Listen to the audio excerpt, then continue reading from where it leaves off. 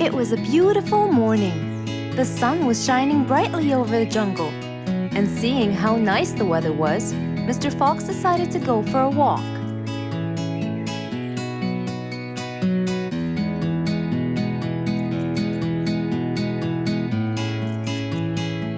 The birds were twittering, the bees were humming, and the flowers smelled pretty.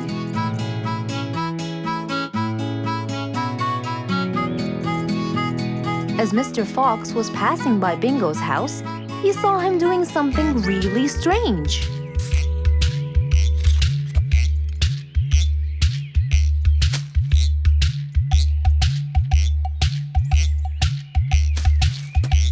Bingo! What are you doing? I'm storing my favorite fruits to eat during the winter. But you can't just bury them. They'll soon rot. But what can I do, Mr. Fox? They only grow in the summer, and I love to eat them so much. Mr. Fox thought about it for a while. What could he do to help Bingo?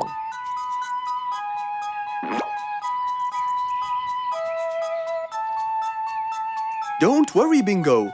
I think I have an idea. Really? What is it? You'll have to wait and see.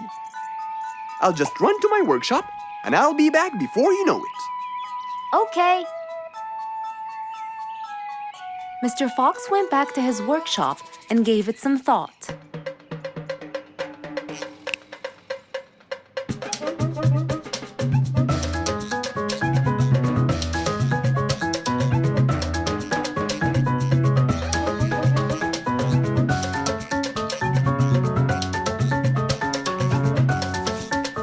After calculating all the details, he started to gather the things that he needed.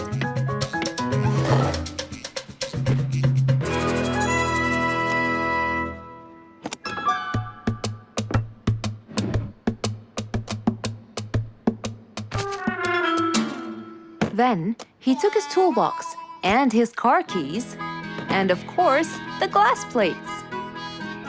He put them all in his car and was on his way.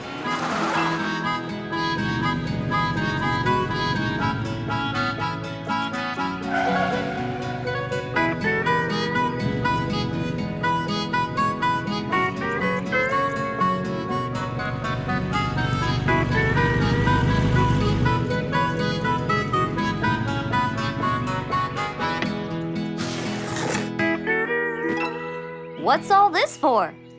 It's a surprise. I can't wait!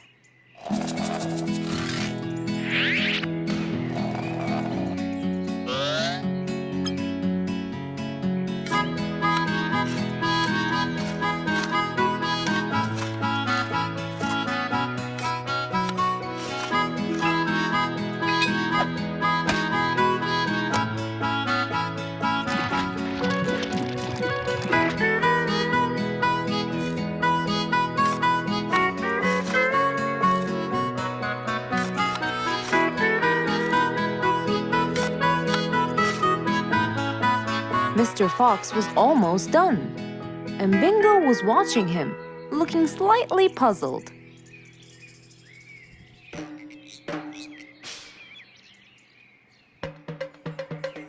Here you go. You'll never miss pineapples again. So I can store them in here? No. You'll grow them in there. This is called a greenhouse. But it's not green, it's transparent. No. It's called green because we can grow green plants and fruits inside it whenever we want. Oh, so now I can have pineapples whenever I want? Yup. Anytime you want. Awesome! Thank you, Mr. Fox. Glad I could help. Here, this is for you, Mr. Fox. It's the best one I've got. Oh, that's very nice of you, Bingo. I love pineapples. Now you and I can eat them anytime we want. After helping out his friend, Mr. Fox went back to enjoy the rest of his day.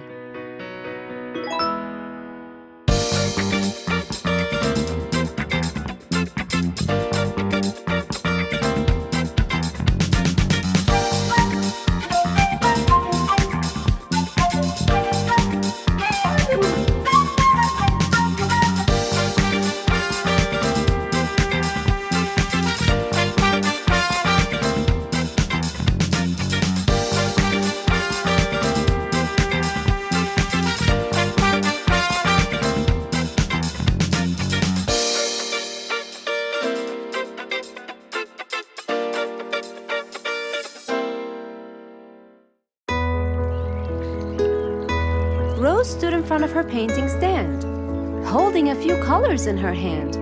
But things weren't going as she planned. I think I should just paint the pig blue. No, wait. Maybe this will do. Maybe I should just take some of the pink color on my feathers.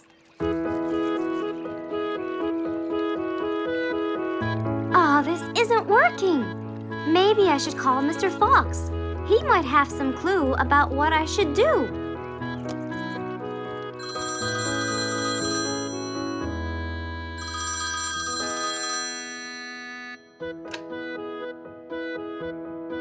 Hello. Hello, Mr. Fox. It's me, Rose.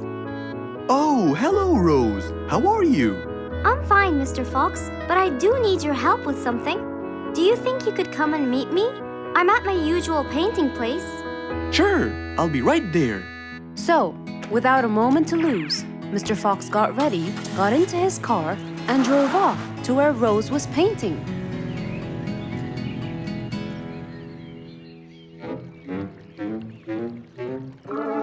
Oh, Mr. Fox. I'm sure glad you're here.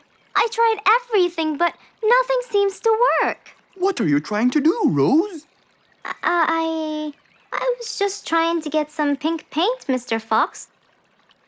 I'm not sure that this is the right way to do it, Rose. Well, what should I do? Do you have an empty color palette? Of course. So, what colors do you need? I have red, blue, yellow, black, and white. But I still need pink, green, orange, purple, and brown. Let me see. If we take a bit of red and a bit of white, we can make pink. Oh, it's just like magic. How about the other colors? Do you want to try? Why, yes, I would. But which colors do I use? Use your imagination, Rose. I want to try red and blue. Okay. Wow! Now I can paint my violets purple. Do you want to try again? Sure. This time I'll try red and yellow. Nice! Now you have orange. It's beautiful, Mr. Fox.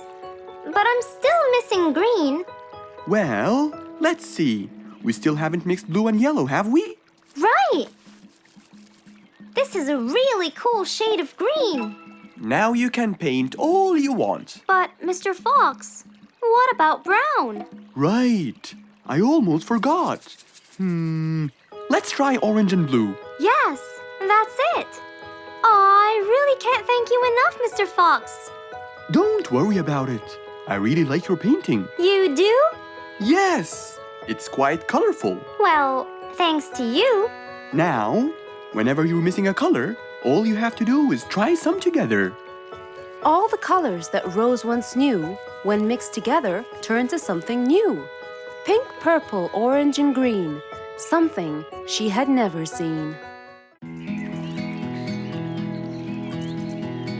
What a beautiful morning.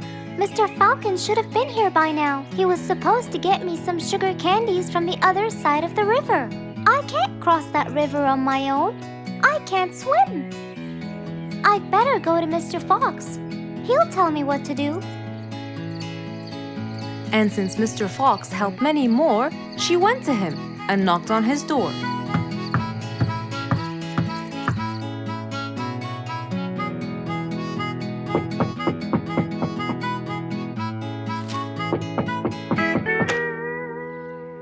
Who's there? Over here, Mr. Fox.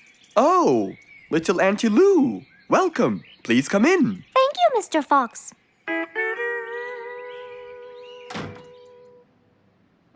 What can I do for you?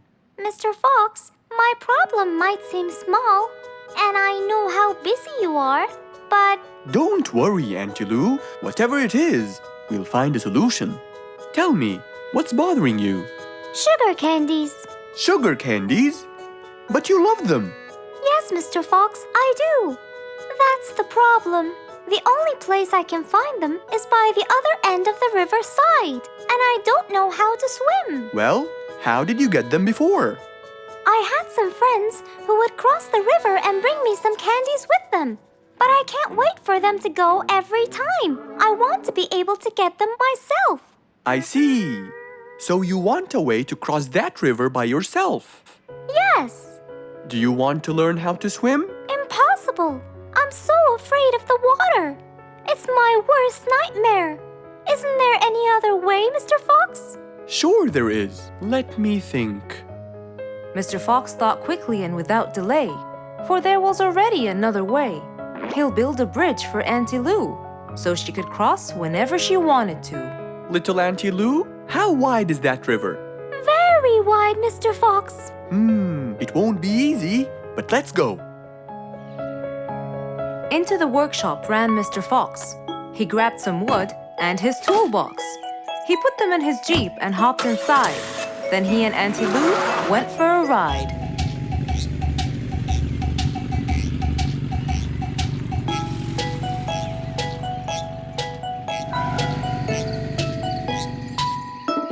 Little Auntie Lou, that's not a very wide river. But it is to me, Mr. Fox. You're only saying that because you're too big. Maybe you're right. Little Auntie Lou, let's get started.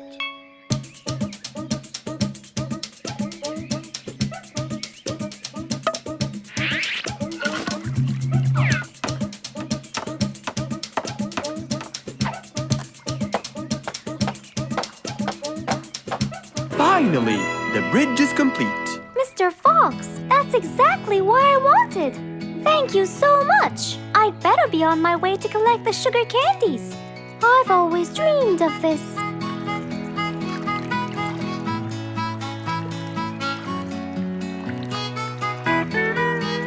Enjoy the candy, little Auntie Lou. After giving his friend a happy end to the day, Mr. Fox took his car and carefully drove away.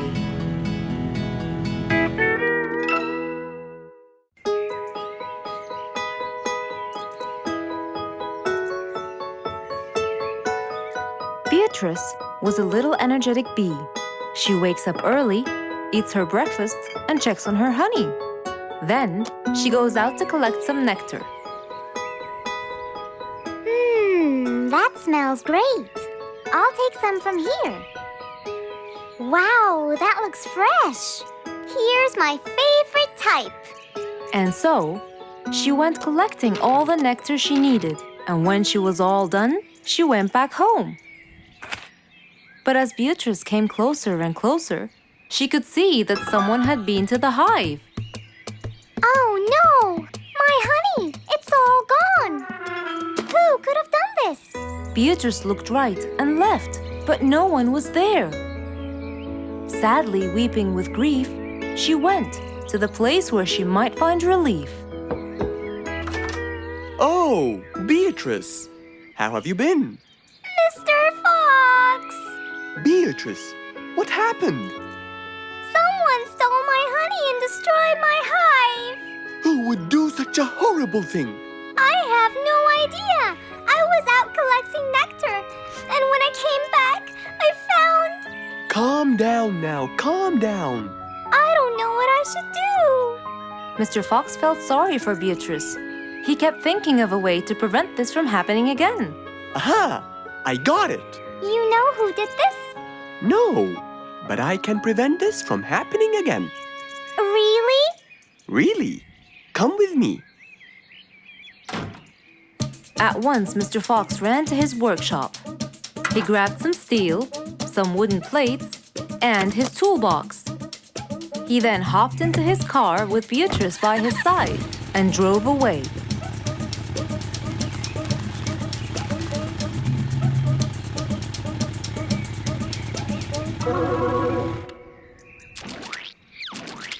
Oh, See? I told you. It's a complete disaster. you were right. But don't worry, everything will be okay now.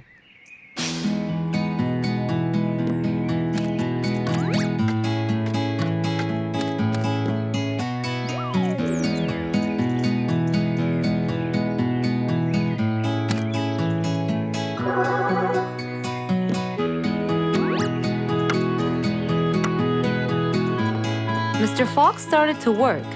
He got the wooden plates and built a box out of them, which he put on the tree branch. Then he surrounded the box with steel. He made sure the nails went in properly and made a door for little Beatrice. Now, all done. Wow, it's amazing! Thank you, Mr. Fox. There, take this too. And what's this? This is the key to your hive, so no one would enter without your permission. Really? Oh, I can't thank you enough. Don't worry about it, Beatrice.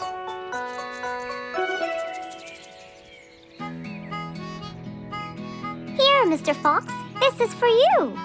What's this? It's one of my delicious honey jars. It's the best kind I've got. Oh, you didn't have to. Well, thank you, Beatrice. And as Mr. Fox drove away, he thought that this was the perfect end to the day.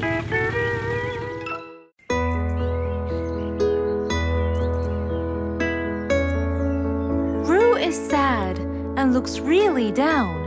On his face, there was a frown. He had a cake, but he didn't care. And although it was his birthday, he said, "Life's not fair." "Thank you, Mom." "You're welcome, sweetie. Are you okay?" "Yeah, I'm fine."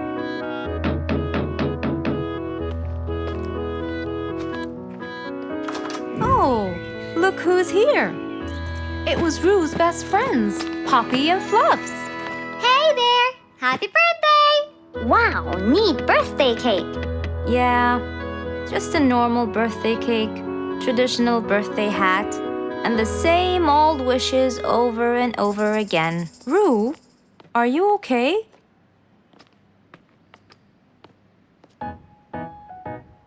Bad timing, huh?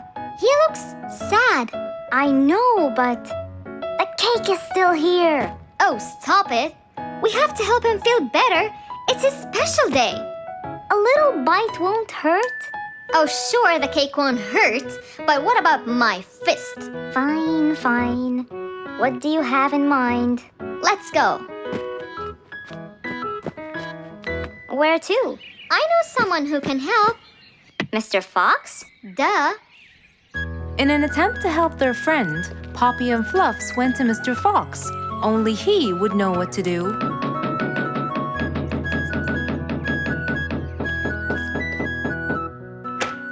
Hey, Carrots. Do you have any lemonade, Mr. Fox? I stopped apologizing for his behavior long ago. You know, Fluffs, he's just Fluffs. It's okay. Come in. Are you sure it's all right? Positive. It's always the right time. It's Rue's birthday, and he's pouting. He's bored with the same birthday routine every year. So we want to make him something different this year. Can you help us? Yeah. Unbelievable. You'd think I'm quite believable if you tasted this lemonade. It's awesome. Any ideas, Mr. Fox? What do you guys say? I help you throw him an extraordinary party with a magic show. A magic show? But who's gonna perform the magic tricks? You guys will. I'll teach you. This is the best idea ever. I agree. We'll also bake him a cake. But he says cakes are boring. I can assure you, this one he will like. Sounds like the perfect plan. All right, first, let's bake the cake. It wasn't a very easy task, but all three of them worked hard to make this the best day ever.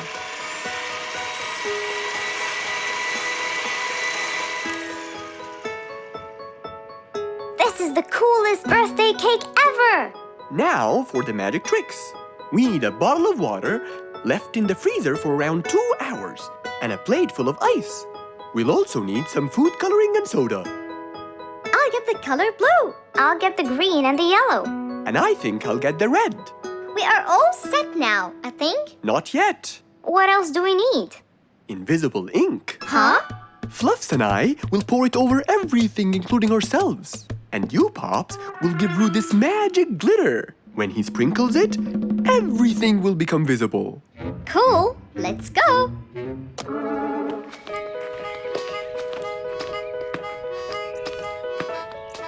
Let us pour the invisible ink now.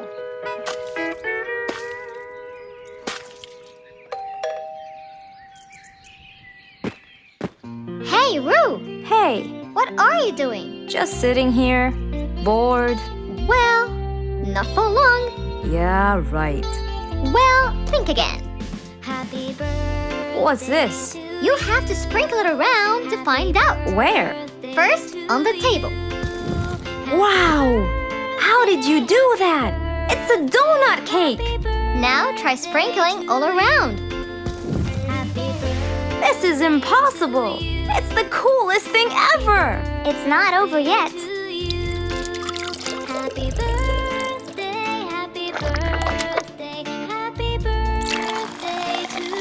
I can't believe you guys did all this for me! All thanks to Mr. Fox. He was a great help. I can't believe you guys! Thanks! That's what friends are for. Mom, come and see! What wonderful friends you have, Roo! Yeah, I think so too. Because of his friends, Roo's birthday was extra nice. One celebration was not enough, so they celebrated twice.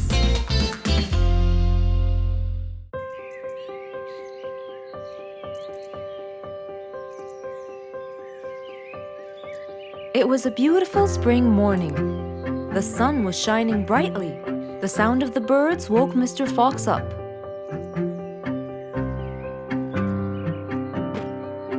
He changed his shirt, put on his tie, and his vest.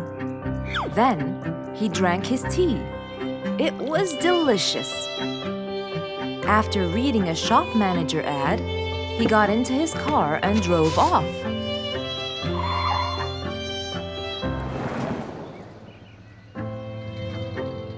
Meanwhile, little Bingo Monkey was riding his bike through the jungle.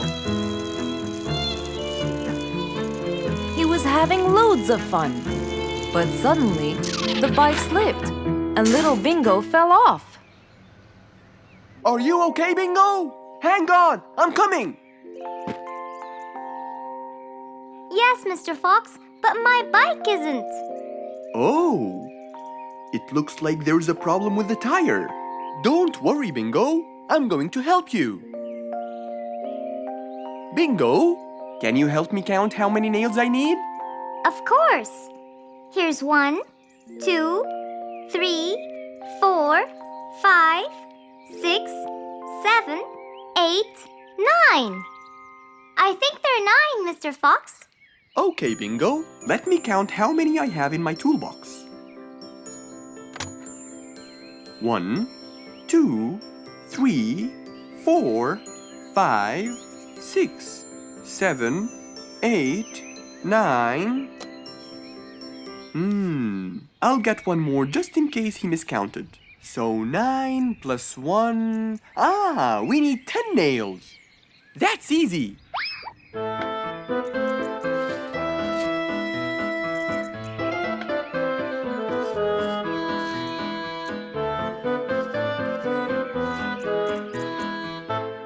Okay, Bingo. It's all done. Thank you so much, Mr. Fox. You've helped me a lot. Come on, give it a go. So once again, little Bingo rode along happily.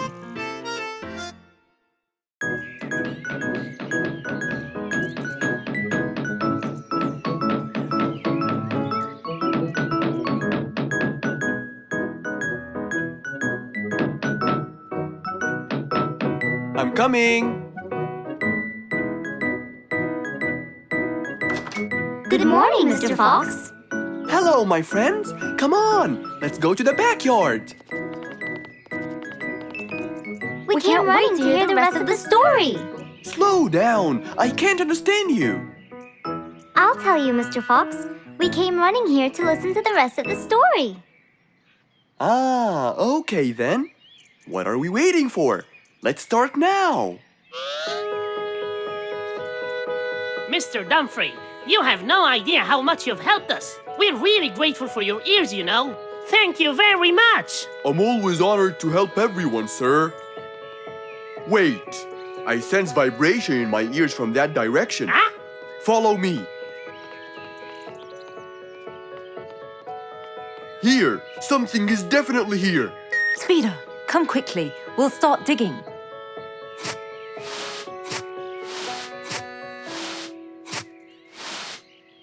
Speeder, wait!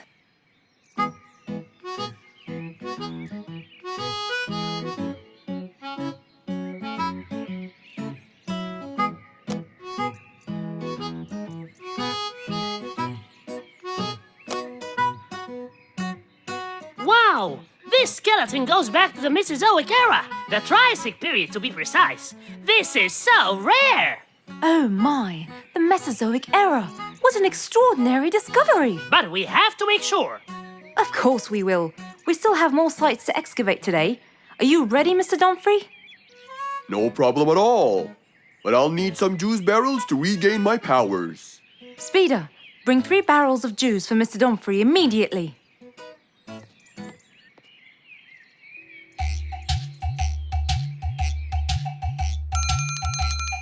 Come on in. I'm glad that I have this high table here. Oh, sorry, you can't stand and talk. You have to sit down to look at my teeth. Well, I really hope that your teeth will help me make the right decision. Don't worry at all. I'm here for your own welfare and saving. I hope so, Mr. Lucky.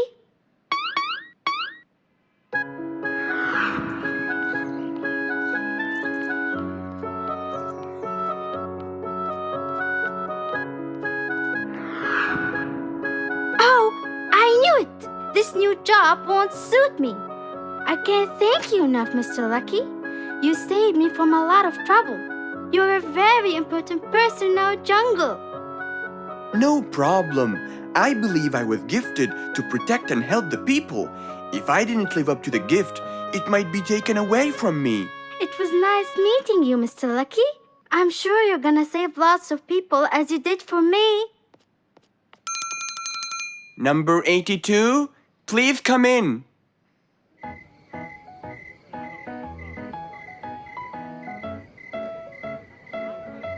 Hey, why don't we go to Mr. Lucky?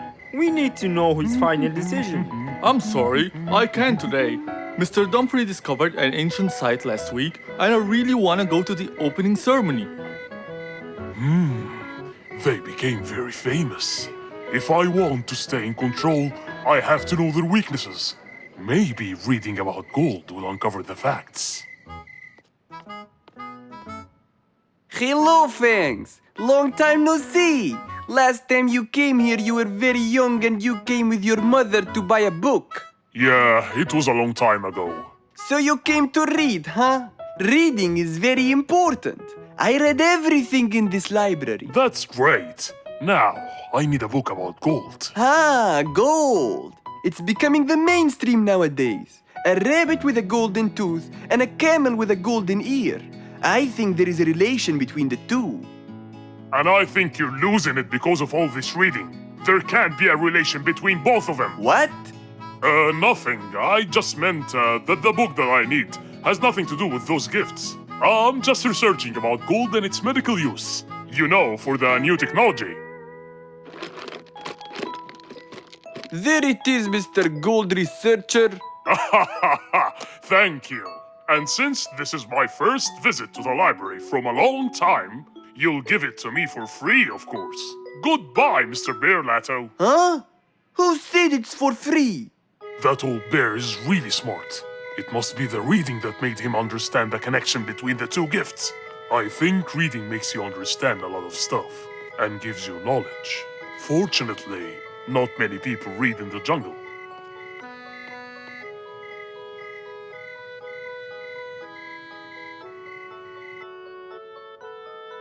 Yes, found it. Gold properties.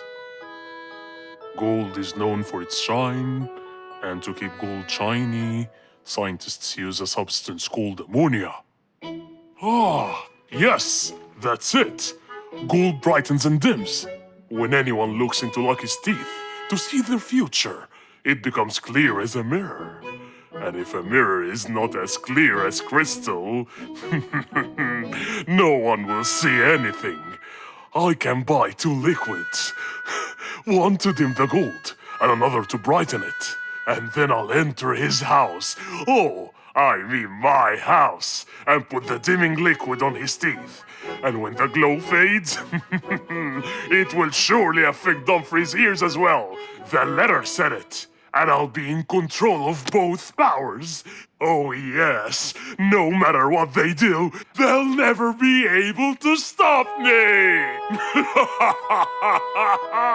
And that was the end of our story for today, my friends. We have to stop his fangs. We can't let him just do all these evil actions. Calm down, Giselle. Yes, that Fangs should get what he deserves. Well, do you still remember what I told you yesterday? Yes, good always wins over evil. Well done. But don't be late next time.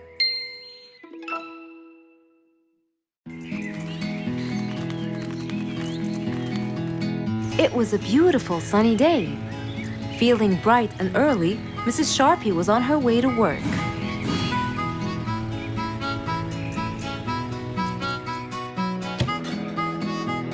Good morning, Sharpie. Good morning, Emma. You're looking good today, Sharpie. Thank you.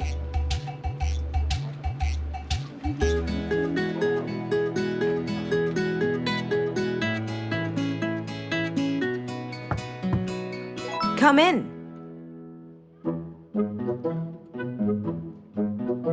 Good morning, Mrs. Susan. Oh, good morning, Sharpie. Today's gonna be a special day. I hope so, but why? Well, we have more packages that need to be delivered to their owners on time. And there's a special package for the king. I'm on it, Mrs. Susan. After piling them all up, Mrs. Sharpie went to deliver the packages.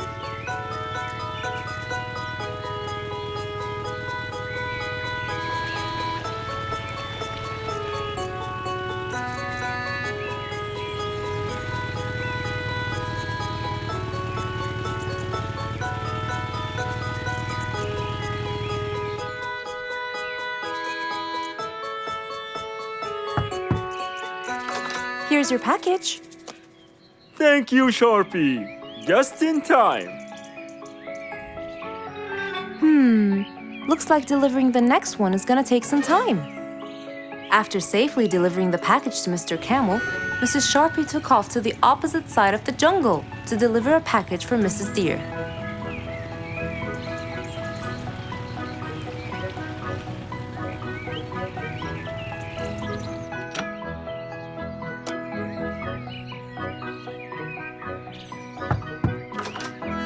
Here's your package. Thank you. But why were you late? I waited all morning. Next was Mrs. Bird's package, and that was south of the jungle. That was very tiring for Mrs. Sharpie.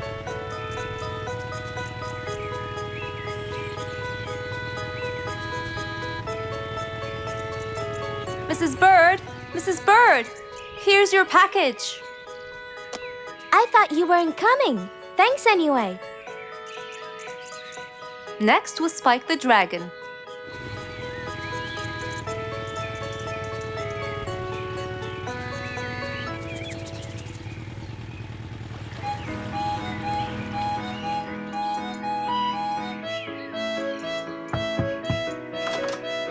Here's your package.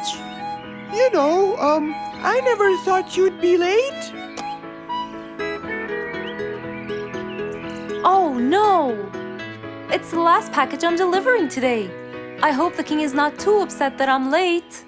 Worried and a little scared, Mrs. Sharpie took off to deliver the last package. She was already late as it is. The last package was intended for the king, and after being all over the jungle, will she be able to make it in time? Here you go, Mr. Timber. This package is for the king. Thank you, Sharpie. But the king was worried and a bit upset. Why? Well, he had to wait all day for this package. You're not usually late, Sharpie. He was very upset. My sincerest apologies. I'll be more careful next time. Mrs. Sharpie was very tired and really upset. Having to deliver packages all over the jungle was no minor task. So, she decided to go to Mr. Fox and ask for his help. Oh, hello, Mrs. Shorpy. How have you been? I'm not good at all, Mr. Fox. You have to help me. What happened? I've got a lot of letters and packages, and I keep flying east and west all over the jungle. This won't do, Mr. Fox. I'm so tired. Oh, Mrs. Shorpy, you do look exhausted. Please come in and we'll figure this out together. Would you like a cup of hot chocolate? No, I just want to find a solution, Mr. Fox. Okay. Tell me what the problem is exactly. I get too much letters, so I fly to deliver them.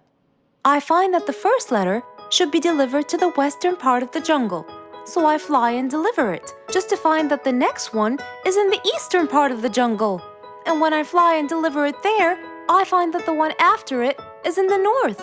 And after that, it's west again, and it's all driving me crazy. Calm down, Mrs. Shorpy. There must be a solution to all of this. That's why I came to you. I kept thinking and thinking, but they come in packages, and I must deliver them all in one day. So how can I do that? Don't worry, Mrs. Shorpy. We'll sort this out. Sort? Sort! That's it! Why don't you sort them out from the very beginning, Mrs. Shorpy? What do you mean by sorting them out? I mean, first, you should read the addresses and sort all the letters that should be delivered north together, and those that should be delivered east together, and so on. And then I'd finish all the north letters together, and the east, and then the south, and then the west, right? Precisely. That's a great idea, Mr. Fox. Thank you so much. Wait, where are you going? I have letters to sort out. Thank you, Mr. Fox. Glad I was able to help you, Mrs. Shorpy. Goodbye.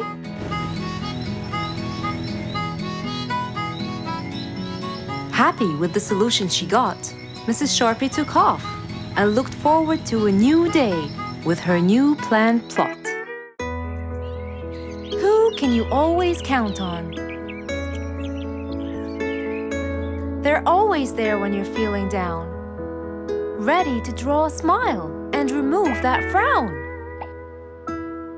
They make a bad day so much better, especially if you share toys and play games together.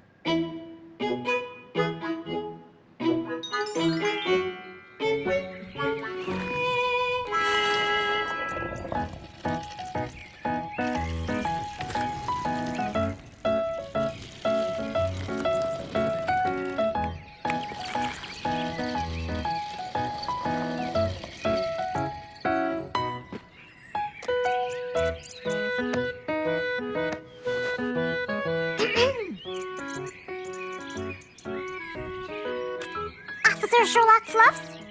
I'm with you, Officer Poppy Holmes. I think we're moving in the wrong direction. You might be right, Officer Poppy Holmes. I can see footsteps in the opposite direction.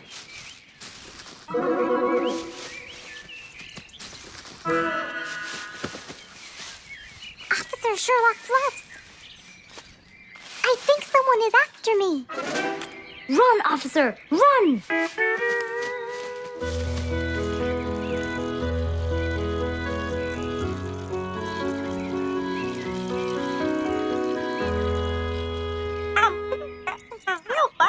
What do you mean?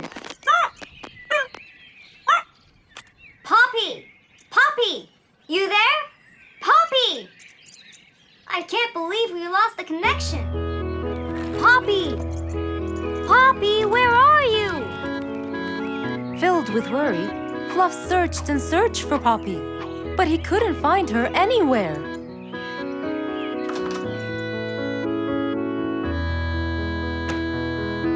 Hey there, Fluffy. What? How come you're here? I thought you'd eventually come home. What happened to your walkie-talkie? It's not working. But we just got it. I know! I was looking everywhere for you. Aw, Fluffsy, were you worried about me? Stop it! We need to fix this thing. Do you have any idea how? Hello? You're the smart one. But I'm not much into technology. You know that. At least take a look at it. I did, before you came. I got nothing, really. Should we go over to Mr. Fox? I think we should. Let me change first.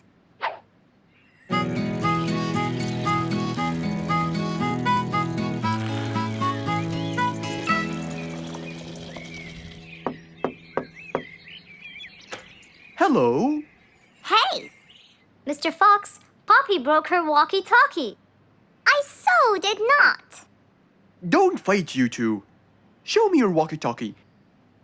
Maybe I'll be able to fix it. Here. But I promise I didn't break it. I'll go to the workshop and see what's wrong with it. Thank you, Mr. Fox. Sure. You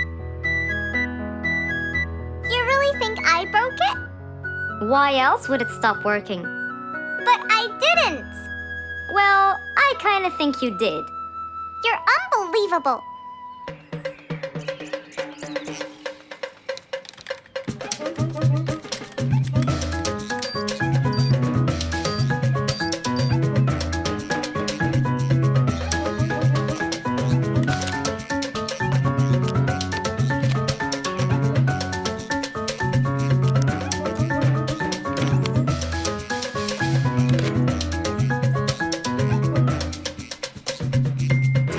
It's working just fine. I told you. Well, it wasn't before. I tried it. I know it wasn't, but now it is. See, Poppy, you did break it. And Mr. Fox fixed it. It wasn't broken, Fluffs. It just ran out of batteries. I'm sorry, Pops. Never mind. I was worried about you, though. I know. I have a wonderful brother. Brothers and sisters may fight every now and then, but at the end of the day, they're still best friends. It was a bright, early spring morning. Still feeling a little sleepy, Mr. Fox opened his eyes and got out of bed.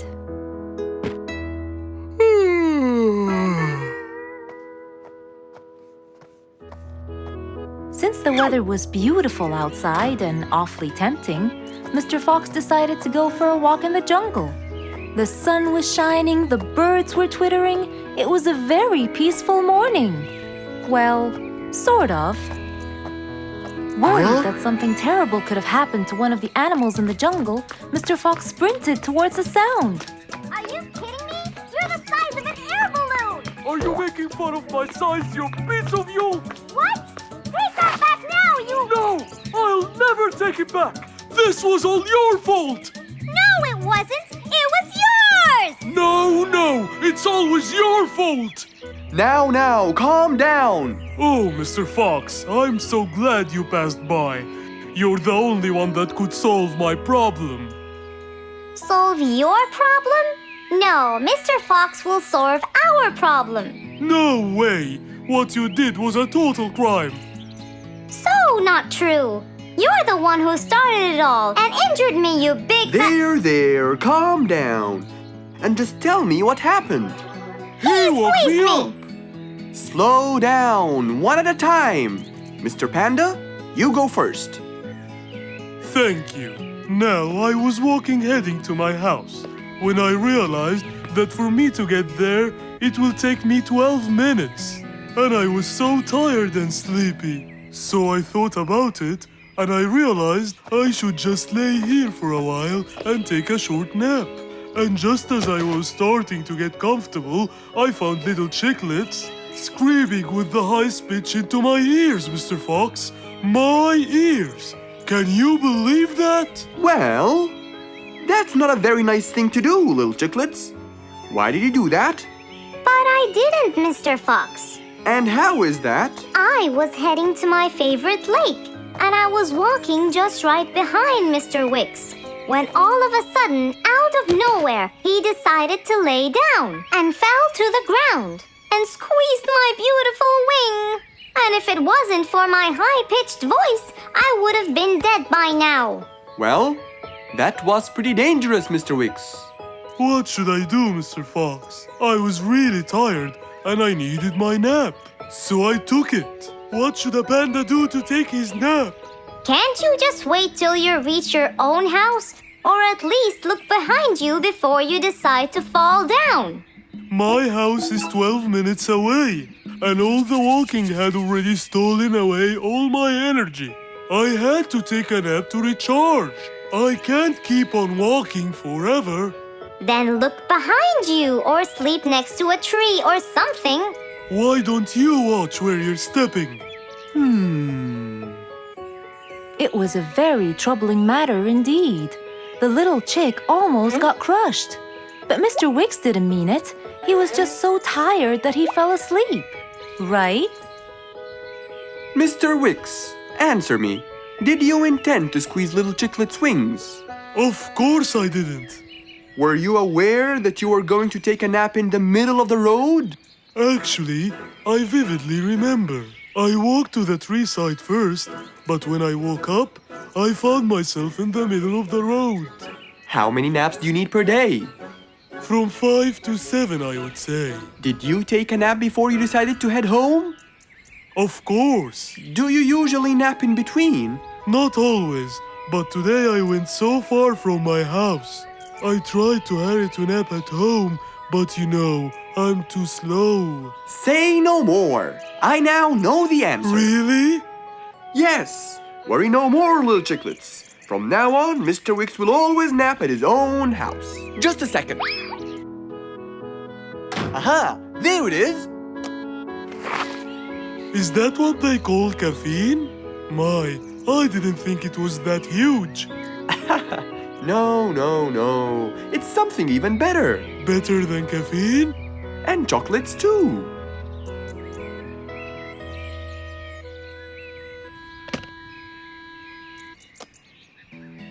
Wow!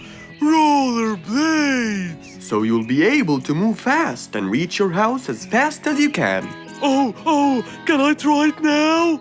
Sure you can. Wow! Whee! Yahoo! Thank you, Mr. Fox. Anytime you need me, I'll be there.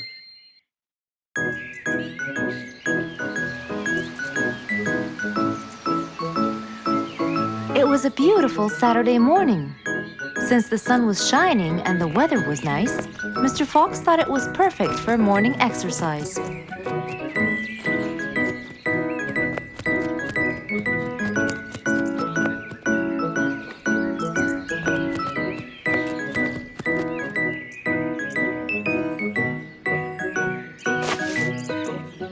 Ah, Piggy, how are you? Haven't seen you in a while. I really missed you.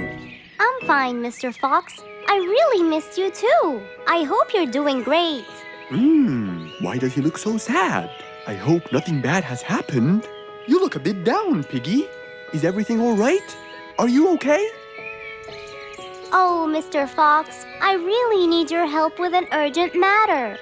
Don't you worry, my friend. Big or small, every problem has a solution. I assure you, everything will be all right. Oh, I know, Mr. Fox. I can always count on you. Let's go to my house. I'll get you something to drink, and then we can sit down and you can tell me all about your problem. Let's go. With that said, both of them headed off to Mr. Fox's house. So, Piggy, tell me what's the problem? I keep trying to grow a plant in my garden, but it keeps dying. Do you give the plant enough water? Yes, every day. Well, how about the sun? Do you keep it in an open, sunny area? Yes, I do. I planted in my garden. Looks like I'll have to come with you to find out what the problem is. Wait here for a moment, please. So, without further delay, Mr. Fox changed his clothes and got ready. Then, they both got into the car and drove off to Piggy's house.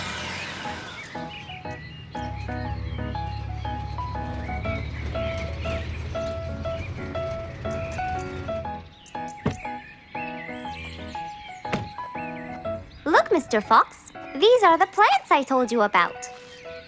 Little Piggy, the plant you're trying to grow is ivy.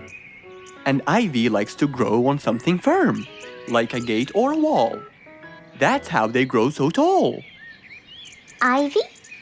I thought it was just an ordinary plant. Well, you can still grow it on the garden wall. Piggy, do you have a ladder? Yes, Mr. Fox, over there. Okay, come with me. Hand me the drill, please.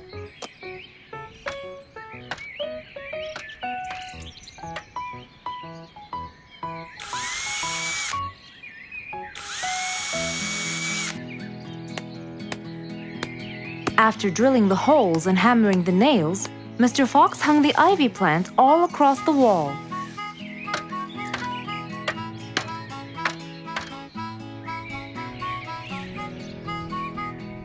Now, when the ivy grows, it will find this wire to hold on to. I got it. Thank you, Mr. Fox. You're welcome. Take good care of it. After saving the plant and helping his friend, Mr. Fox took off. And that, my friends, was the end.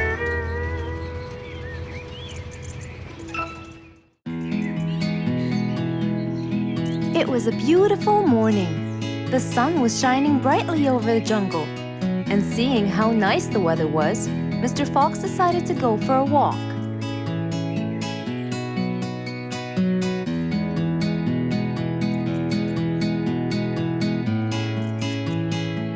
The birds were twittering, the bees were humming, and the flowers smelled pretty.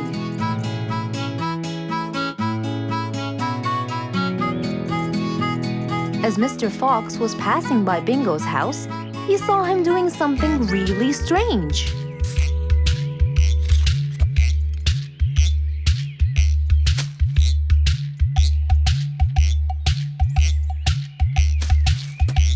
Bingo! What are you doing? I'm storing my favorite fruits to eat during the winter. But you can't just bury them. They'll soon rot. But what can I do, Mr. Fox? They only grow in the summer, and I love to eat them so much. Mr. Fox thought about it for a while. What could he do to help Bingo?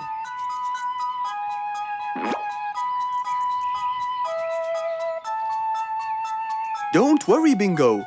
I think I have an idea. Really? What is it? You'll have to wait and see. I'll just run to my workshop, and I'll be back before you know it. Okay. Mr. Fox went back to his workshop and gave it some thought.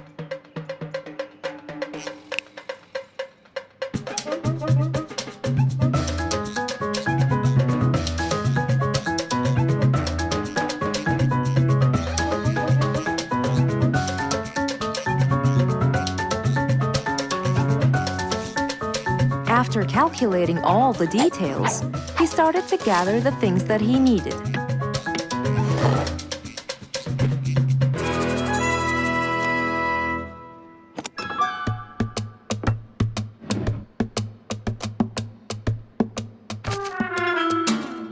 Then he took his toolbox and his car keys, and of course, the glass plates. He put them all in his car and was on his way.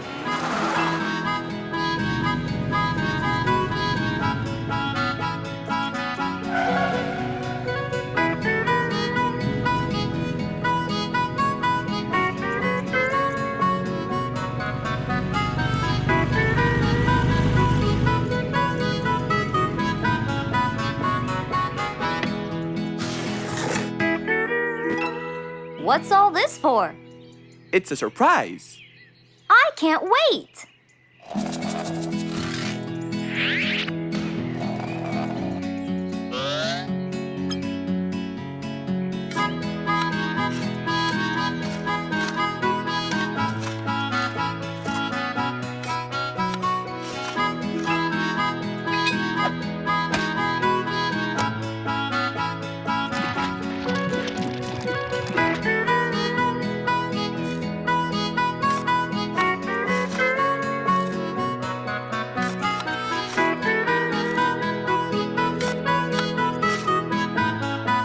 Mr. Fox was almost done, and Bingo was watching him, looking slightly puzzled.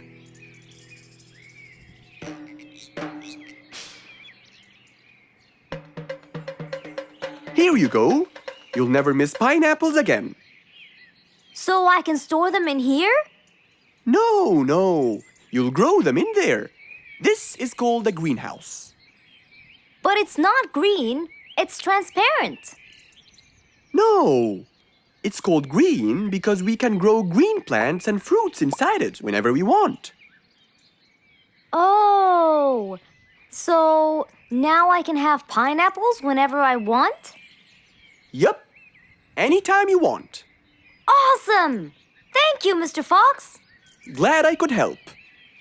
Here, this is for you, Mr. Fox.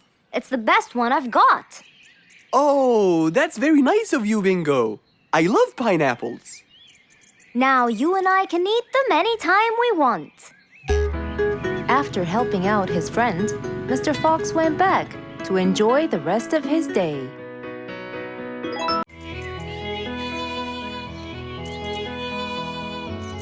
It was a very fine day, in the beautiful month of May. Mr. Fox decided to go for a walk. So, without further delay, he was on his way.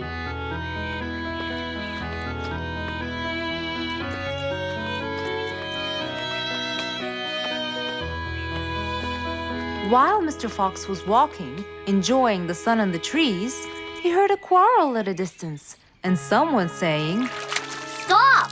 Please!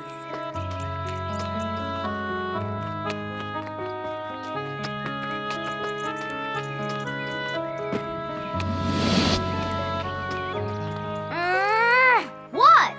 Can't a monkey enjoy a spring nap in peace? Nap somewhere else. I don't care. Excuse me? You splash somewhere else. You've got the whole ocean. That's more than enough room. What's going on here? I like it here, and I'm going to stay. You stink! Bingo? Bite me. Bubbles? I gobble you up, but I prefer a healthy diet. What's the matter with you two? I'm calm and happy. I'm just simply awesome. Mr. Fox, can you believe her? Honestly, I don't believe the fact that you two are fighting in this lovely weather. You tell him, Mr. Fox. Such a gloomy monkey. All I want to do is take a nap. Such a gloomy monkey, such a gloomy monkey. Bubbles, stop that. What's your problem, Bingo? What can I say, Mr. Fox? I just wanted to nap on my hammock. But Bubbles kept splashing water all over me. And it's so irritating. As if it wasn't on purpose, Mr. Fox. I just wanted to enjoy spring my way. Can't I enjoy the weather however I please? Of course you can. But Mr. Fox! And you too should enjoy your spring nap as well, Bingo. Finally!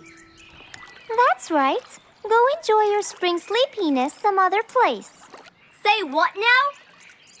You know what? I've got the perfect solution to your problem. Really? Yes, and it's very simple. What is it, Mr. Fox? Wait here for a second. Don't splash water for a short while, okay? Fine.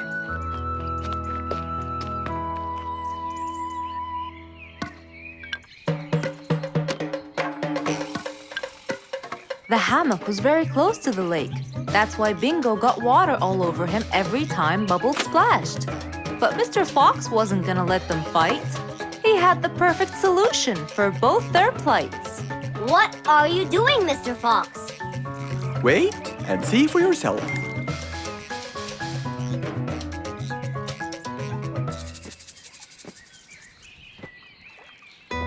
Let's see. First, we'll untie the hammock. 1, 2, 3, 4, 5. Now, we'll go a few more steps up and tie the hammock again. Here's good. There you go. Try it now, Bingo.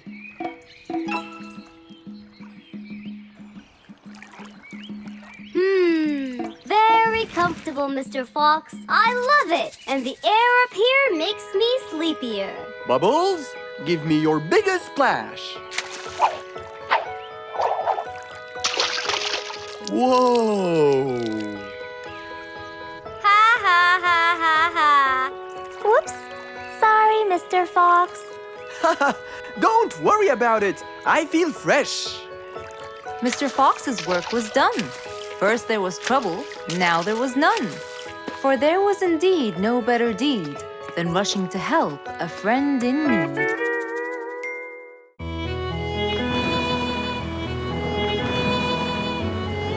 One day, the mighty eagle flew to his nest. All he wanted to do was rest. He felt bitter, he felt cold. He was really getting old. He knew he needed someplace new. So, off to Mr. Fox he flew.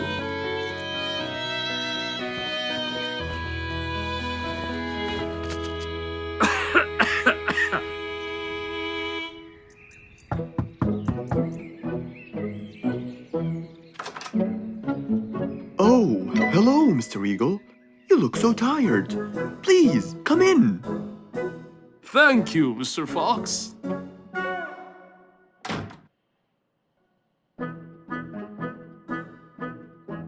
Now tell me, how may I help you?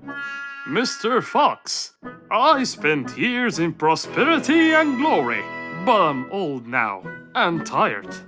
I can't live out there alone in that cold weather. Where do you live, Mr. Eagle? By the mountain top. I see. The wind is strong there. I bet you catch a flu every now and then. Well, I didn't used to, but that's all in the past. Now I'm old and weary. I'm not what I used to be. Plus I get so lonely up there. There is no one around to talk to, and no one to help me get better if I get sick. Why don't you come and live with us in the jungle? I looked around, but I couldn't find the right place for my huge nest. I'm too old to build a new one, and I can't really stay in someone's home. Mr. Fox kept thinking for a while. What could he do to help his dear old friend?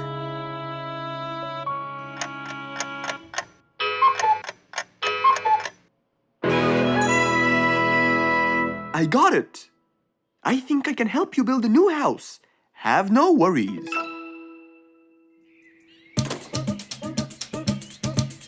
Mr. Fox quickly grabbed his toolbox and hopped into his car. He drove through the jungle while Mr. Eagle flew above him. He stopped in front of a tree that looked both old and firm, right in the middle of the jungle. Lots of animals and birds lived around here. What a beautiful place, Mr. Fox. Wait till you see what I have in mind for you. Mr. Fox started to work. He put a ladder against the tree and counted the steps up. 1, 2, 3, 4, 5, 6, 7, 8, 9, and 10. When he reached the tree branches, he opened his toolbox and took out some wooden plates. Then he started putting them together. All I need now is some nails to make sure everything would be A-OK.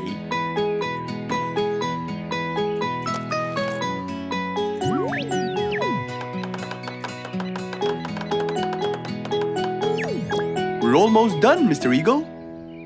Can't wait to see what it will look like, Mr. Fox. Oh my! What a wonderful treehouse! And it's all yours, Mr. Eagle. My own home. I can't believe it. Thank you so much, Mr. Fox. You're most welcome. As Mr. Eagle got inside his new house and closed the door, he felt a happiness like never before. He knew Mr. Fox's idea was truly the best, for there was comfort, there was warmth. He felt really blessed.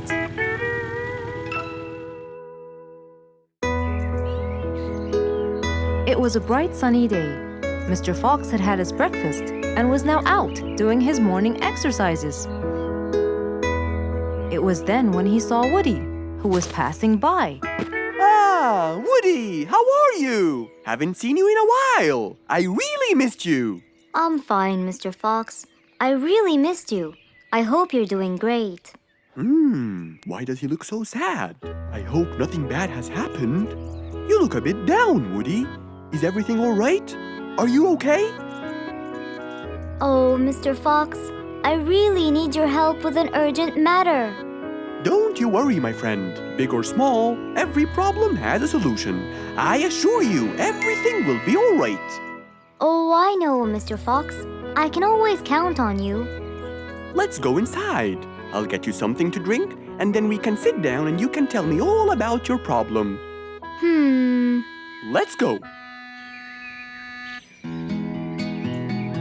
Woody followed Mr. Fox to his house. There, Mr. Fox prepared something special for Woody to help make him feel better.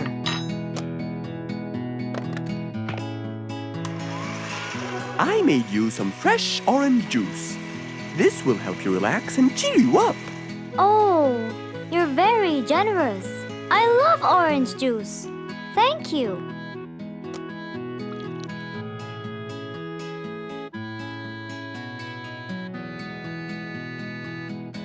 Mr. Fox, I'm really sorry to bother you over and over again, but I had no choice. Oh, no worries, my friend. You know, Mr. Fox, I'm the jungle carpenter. My business has been growing recently, and now I have many customers. Yes, you're a hard worker. You deserve it. I used to build boats for fishermen. I got famous for my skills, especially after I built Nate the fisherman the boat of his dreams. He went and told everyone in the jungle about it. They overwhelmed me with requests. That's fantastic. I'm really glad to hear that.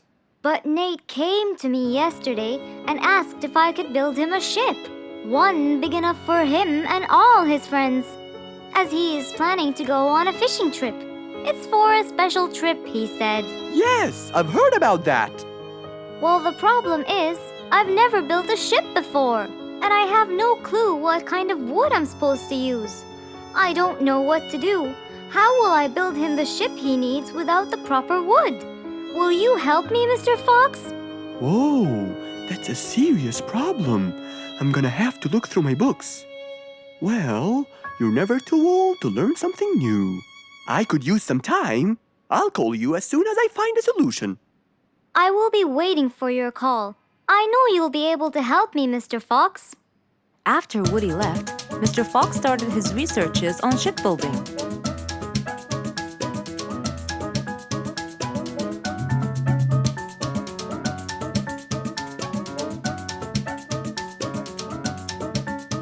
After hours and hours of hard work, he finally got it. Yes!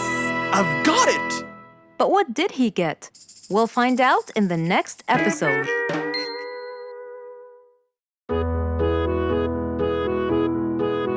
Mr. Fox was known for his kindness in helping others. Everyone went to him for advice, even Woody, the jungle carpenter. After being assigned the task of building a really big ship, he went to Mr. Fox, seeking his wisdom. Mr. Fox listened carefully to what Woody had to say, and in turn, promised to help him. He started a research on shipbuilding, and after hours and hours of hard work, he finally got it. Yes! I've got it! But there is something I need to check first. Mr. Fox went for a walk in the jungle, looking carefully at every tree on his path. Then he stopped in front of one and said, Yes! That's the one! Immediately, Mr. Fox took a paint bucket. He wanted to mark the tree, so he wouldn't forget which one it was.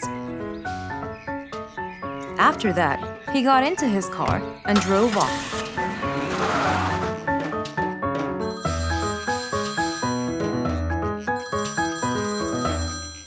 When he got home, he called Woody to tell him that he had found the perfect solution to his problem. It only took a few minutes before... Oh, Woody, right on time. Come on, Mr. Fox, tell me. Okie dokie, come in. I finally figured it out. I never doubted you, Mr. Fox. I was sure you'd be the one to help me find an answer to my problem. Oh, don't mention it. Here you go. These are blueprints. They're guidelines that will help you learn how to build a ship easily. Woody started reading the blueprints thoroughly. He knew most of what was written in it, so he looked up and said, It's a lot easier than I thought. Thank you so much, Mr. Fox. Oh, but Mr. Fox, what about the materials that I'll need to build it? Here's a list of all the materials you'll need. And what about the kind of wood I should use, Mr. Fox? I did extensive reading, and I found out that our ancestors were famous for using teak in the process of building ships, as it's really stiff, strong, and it can also be shaped to have wide planks, which would help the ship to withstand the waves of the sea. But I know you don't know what teak is. Not everyone does. But come along. I think it would be better to show you the tree I found earlier in the jungle. Our jungle? Of course! Everything you dream of can be found in our beautiful jungle. Mr. Fox got into his car with Woody by his side and drove off. They headed towards the tree that Mr. Fox had marked earlier. Here's the tree. Huh? I have loads of that wood in my store, but I never knew that I could use it to build ships. I didn't know about teak either. But with a little bit of research, everything is open to you, my friend. Mr. Fox, I can't thank you enough. I'm really happy right now. I'll never forget what you've done for me. It's my pleasure, Woody. Now that I know what I should do, I'll go back and start building that ship for Nate as fast as I could. Thank you again, Mr. Fox. So, after helping his friend, Mr. Fox got into his car and drove away happily. You know, it's true what they say. A friend in need is a friend indeed.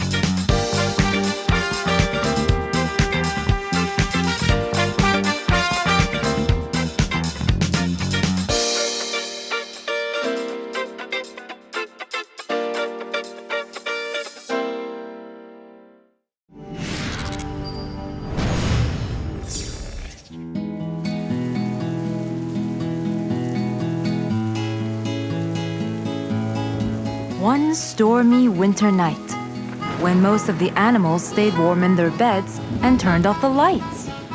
There was thunder, there was lightning, and Woody the Woodpecker found it frightening. He knew he was in trouble, for his house will soon become rubble. Oh no! What am I going to do? I better go to Mr. Fox before things get worse. With a nice cup of hot chocolate, Mr. Fox continued reading his book when the doorbell rang. It was winter. No one would walk in the rain unless they had a complaint. Woody, what are you doing walking around in such cold weather? Hurry, come in!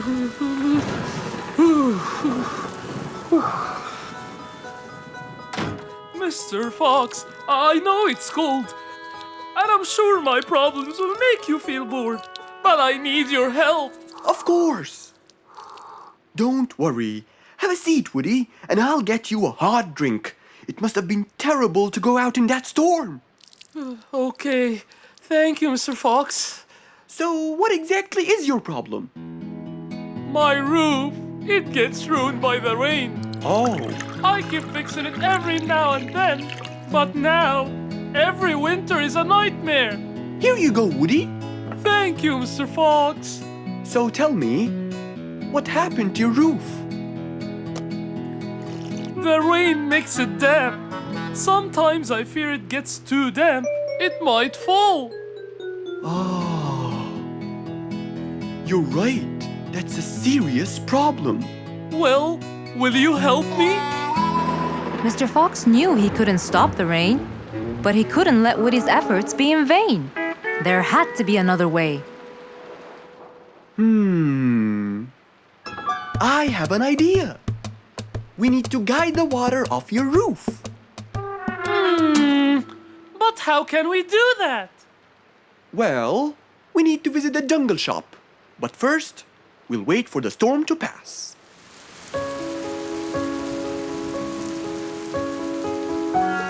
Finally, the storm faded away, revealing a bright, warm, sunny day. I think the weather is better now. Let's go, Mr. Fox. Mr. Fox and Woody hopped into the car, and off they drove to the jungle shop. So, what will we buy from here, Mr. Fox?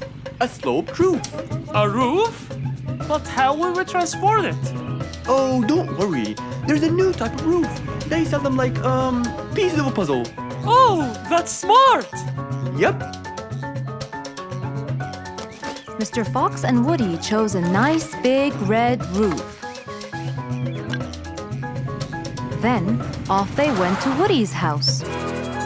Mr. Fox got a ladder and climbed up. He started to fix the roof from the top. Now, all we need is to put the pieces together.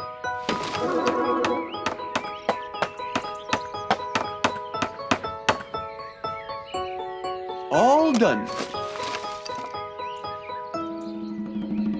I'm coming down. Wow, it looks great!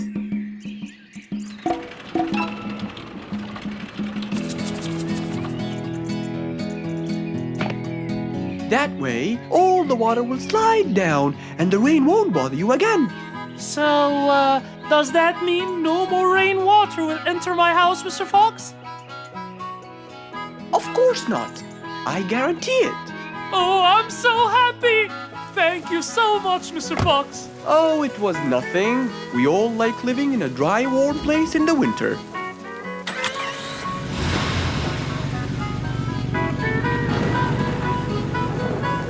Woody thanked Mr. Fox, for now he could enjoy the warmth and comfort of his house. One nice spring night, Mr. Fox was sitting in his balcony, relaxing and drinking his favorite juice, when suddenly the phone rang.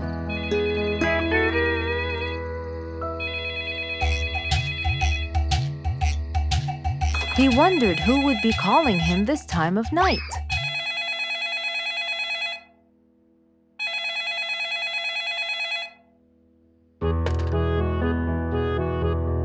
Hello?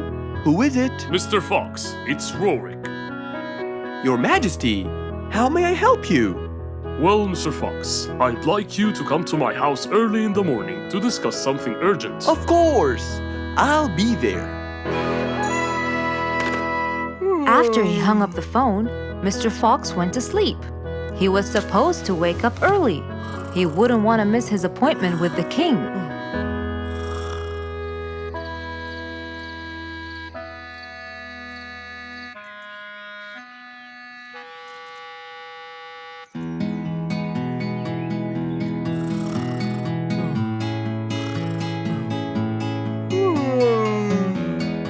Early next morning, Mr. Fox woke up and went to wash his face. After that, he got dressed and was all ready for his appointment with the king. He got into his car and drove off.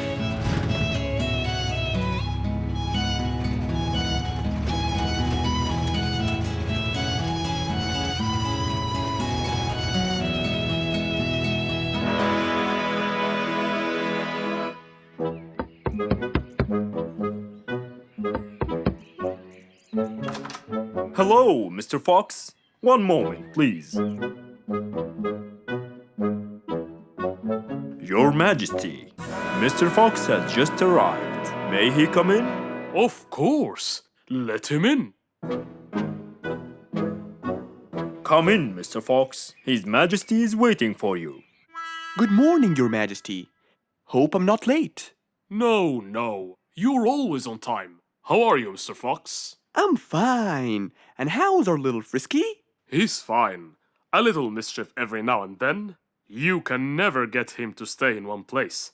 But thanks to your bracelet, we can always find him. Saved us a lot of trouble. It's my pleasure. So tell me about this urgent matter. As you know, our jungle's population has been increasing lately. Indeed, our population has increased. Yes, but it's getting harder to summon them all to the meeting every time. That's why I called you, Mr. Fox. I need you to figure out a way for me to reach all the animals at the same time. Let me see. I need to think this through. That's okay, Mr. Fox. But please, don't take too much time. Don't you worry, Your Majesty. I will find a solution by tomorrow.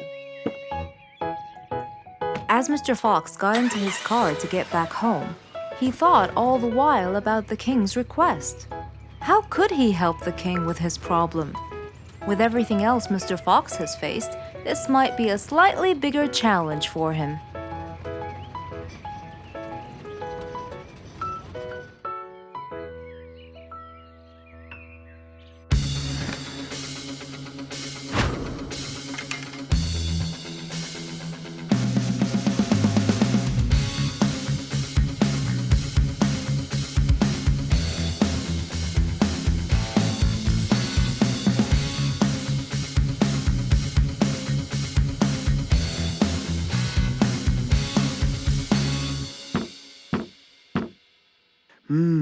This is more challenging than I thought. Maybe a short break will help. Mr. Fox went back to his house and sat on his sofa. Since he can't think anymore about the king's request, he thought it would be great just to relax and watch his favorite TV show. Everything was peaceful and quiet. But then suddenly, I got it! Mr. Fox rushed back to his workshop. He quickly designed a new device. He carried the new device to his car, and off he went to King Rorik's place.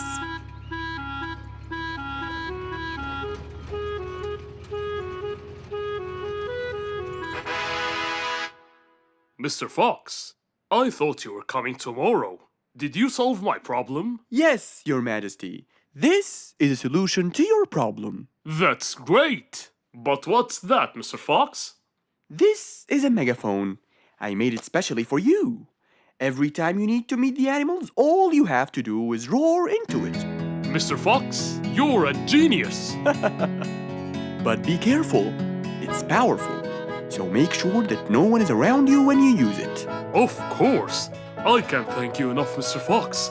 You're a great asset to all of us. It's my pleasure, Your Majesty.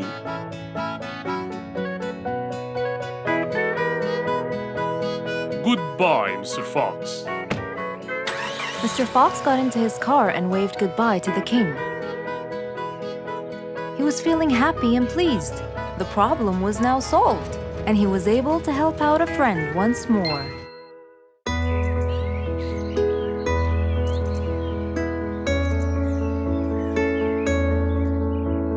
One cold morning, while everyone was shivering in their houses, Mr. Fox woke up and went to watch his favorite team play.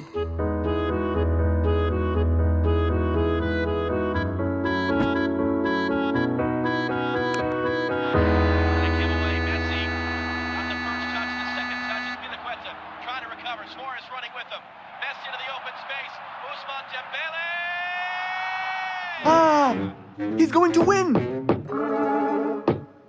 I wonder who could it be so early? Wait a second! I'll be right there! Good morning, Woody! How are you? It's been a long time since we last met. Oh, Mr. Fox, it has been a while. Tell me, Have you finished building Nate's ship? Yes, Mr. Fox. I used teak and bamboo. Nate liked it a lot. He took it out on a trip. He and his friends had so much fun. Great! Mr. Fox, I noticed how beautiful your flowers look. You take really good care of them. Of course. And you know what? I'll tell you everything I know about flowers. Really? Thank you, Mr. Fox. Come in and have a seat while we talk. Okay. Woody followed Mr. Fox inside. Feeling a little cold, he waited patiently while Mr. Fox prepared 2 nice bowls of hot soup for them both. Here you go. Thank you. It's delicious. Glad you liked it. Now tell me, what's bothering you, Woody? How did you know that something was bothering me? I know you all too well, my friend. Okay. You know, it's really nice and warm here. Yes, warm weather helps me think and relax. Well, Mr. Fox, I'm sure you know that I've been a carpenter for a long time now. Of course. And during the winter, my business blooms. And my customers increase because I sell them the wood they use for their fireplace. Very good. But where's the problem? The problem is, they're not all the same. So each customer needs the wood to be suitable in size for his fireplace. That's true. And as you know, I work alone. So I take so much time and effort to cut and adjust the wood to suit each and every customer in this jungle. Sounds like a serious problem. He looks really worried. Okay, Woody, why don't you come with me to my workshop? It's round the back. There, we can think together and I can invent something to help you solve your problem. I really hope so, Mr. Fox. Don't worry, we will. I know. And you taught me that there's a solution to every problem.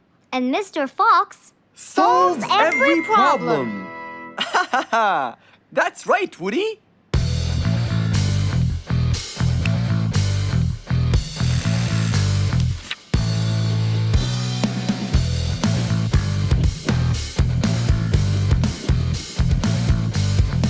I will invent a gigantic wood-cutting machine that has the ability to choose and control the size and shape of your wood depending on what you need. What? Really? Aw, you're the best, Mr. Fox. I'm just going to need some time to build the machine. You got it, Mr. Fox. I'll go get a few things done and I'll come back. Okay, I'll see you then, Woody.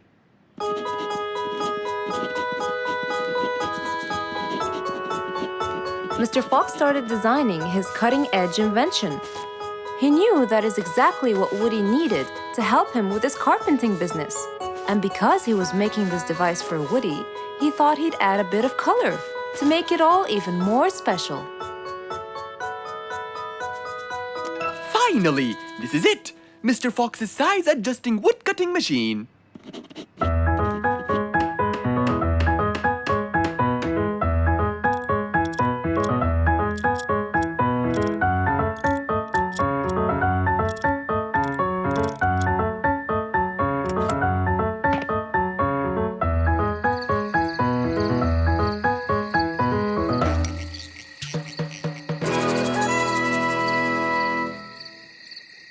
After finishing the device, Mr. Fox sat to listen to his favorite music, waiting for Woody, who came knocking on the door.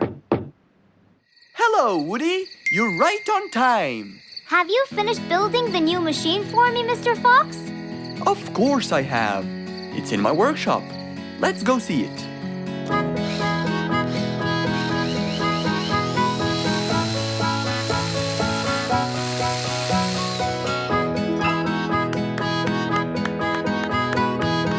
Fantastic! I don't know how to thank you, Mr. Fox. I'm really grateful for what you've done. Don't thank me. I only did what I had to do. I'd better be off now to cut more and more wood. Have a wonderful evening, Mr. Fox, and thank you again. Good night, Woody. See you soon.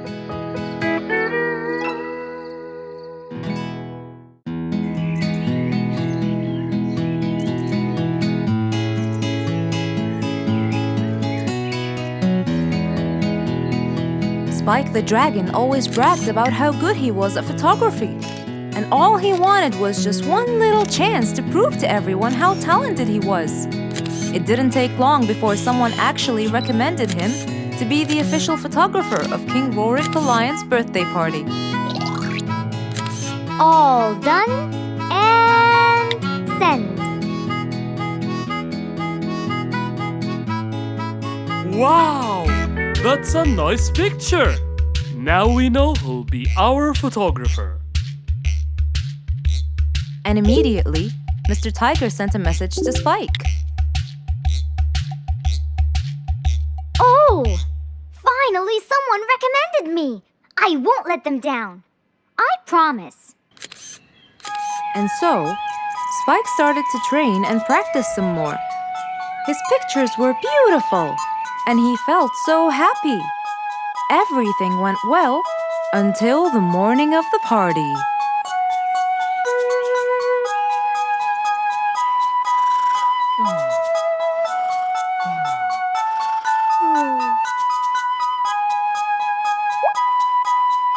Oh, today's the day! Finally! Maybe I should train some more.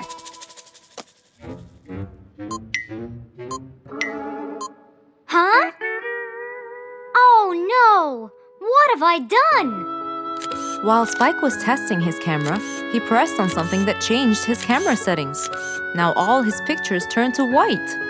Spike tried to change it back. He cleaned his lens and checked his filters, but all was in vain. What will I do? Oh, what will I do? I must go to Mr. Fox at once. Feeling so worried and sad, and with no clue what to do, Spike held his camera and flew off to Mr. Fox.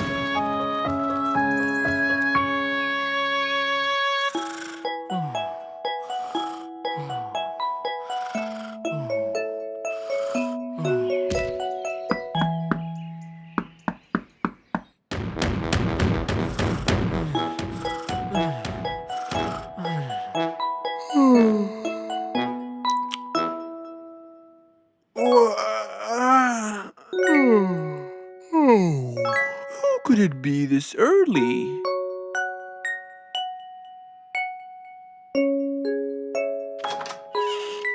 Oh, Spike, it's you. Help me, Mr. Fox. My camera. Help! All white, broken. Help! Calm down, calm down. Please, come in. Spike followed Mr. Fox inside. He sat down and started to speak slowly. You know today's the king's birthday party. Yes, and you've been hired as the official photographer. Congratulations, Spike. Oh, Mr. Fox, it would soon be condolences. What? Why? My camera. It's broken. Broken? Yes, I woke up early today and tried to check it. But I found that every picture I take becomes white. Have you checked the lens? Yes, and I re-cleaned them to be sure. But it's no use. And the filter? Everything. The lens and the filter. Can I take a look at it? Mr. Fox held the camera and started to check the settings. Where could I buy another one now? Do you have a professional or digital one? I don't think you'll need it, Spike. I'll go straight to prison, right? No, it wouldn't be fair to send the most talented photographer to prison. They'll all laugh at me. Are you sure about that?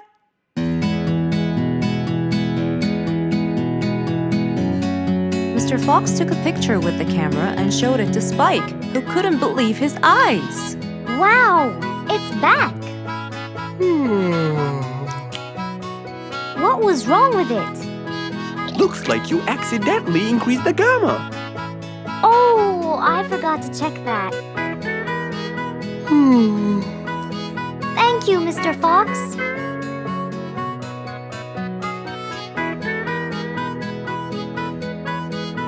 go now. See you at the party. That would be awesome. With that, Spike walked out of Mr. Fox's place. He went back home with a smile on his face.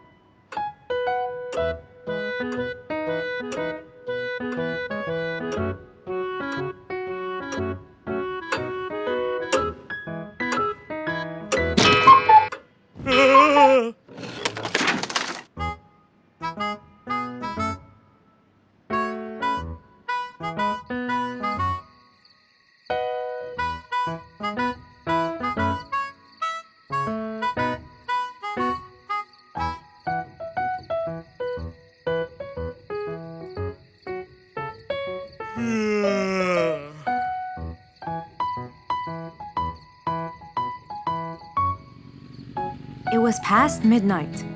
Mr. Sleeperson Koala was on his way home from work. The streets were empty and quiet. He was falling asleep. He tried really hard to keep his eyes open, when suddenly the car stopped for no reason. And Mr. Sleeperson didn't wake up, as if it was the hibernation season.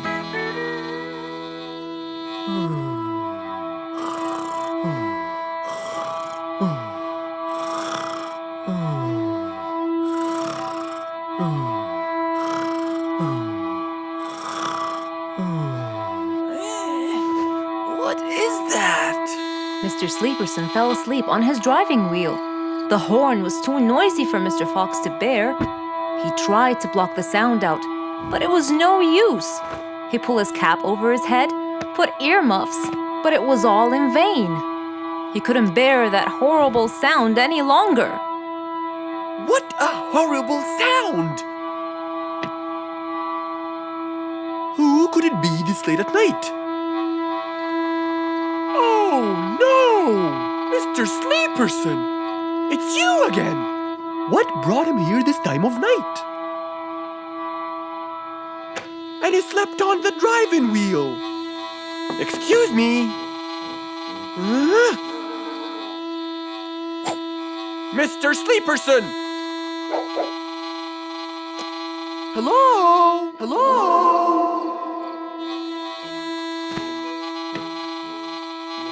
Oh, that's enough!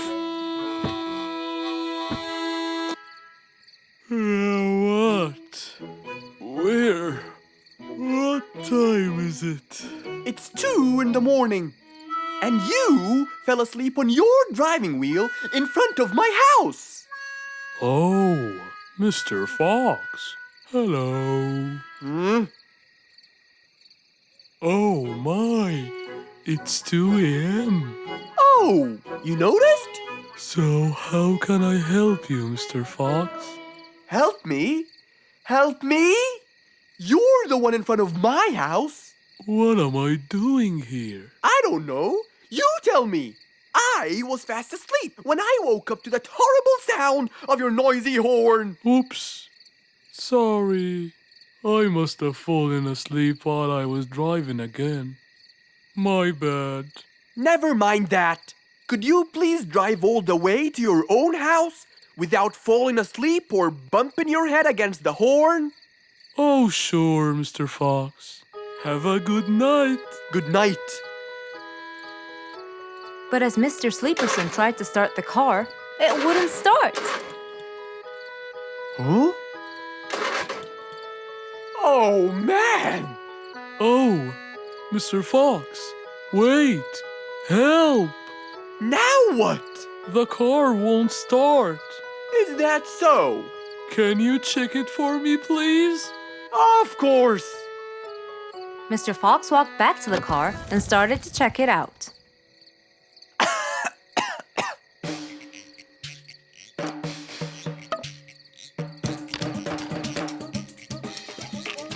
Everything seemed fine.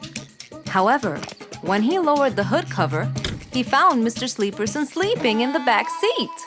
He couldn't control his anger. He banged the hood cover.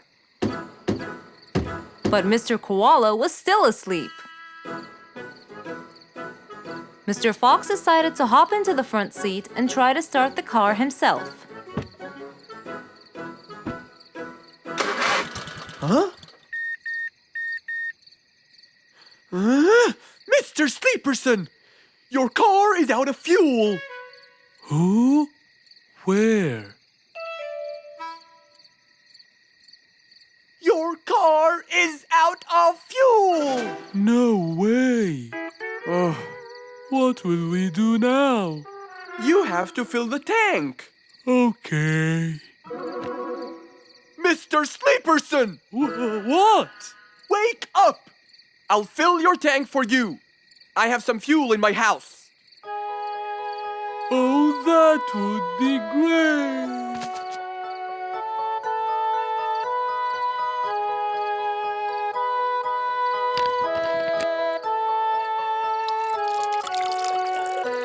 Mr. Sleeperson, it's all done.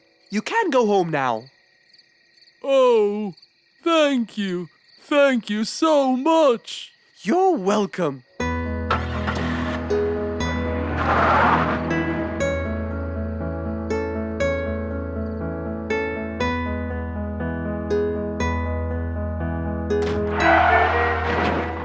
Oh, not again! Mr. Fox was known for his kindness in helping others. Everyone went to him for advice, even Woody, the jungle carpenter. After being assigned the task of building a really big ship, he went to Mr. Fox, seeking his wisdom. Mr. Fox listened carefully to what Woody had to say, and in turn, promised to help him. He started a research on shipbuilding, and after hours and hours of hard work, he finally got it. Yes! I've got it! But there is something I need to check first. Mr. Fox went for a walk in the jungle, looking carefully at every tree on his path. Then he stopped in front of one and said, Yes! That's the one! Immediately, Mr. Fox took a paint bucket. He wanted to mark the tree, so he wouldn't forget which one it was. After that, he got into his car and drove off.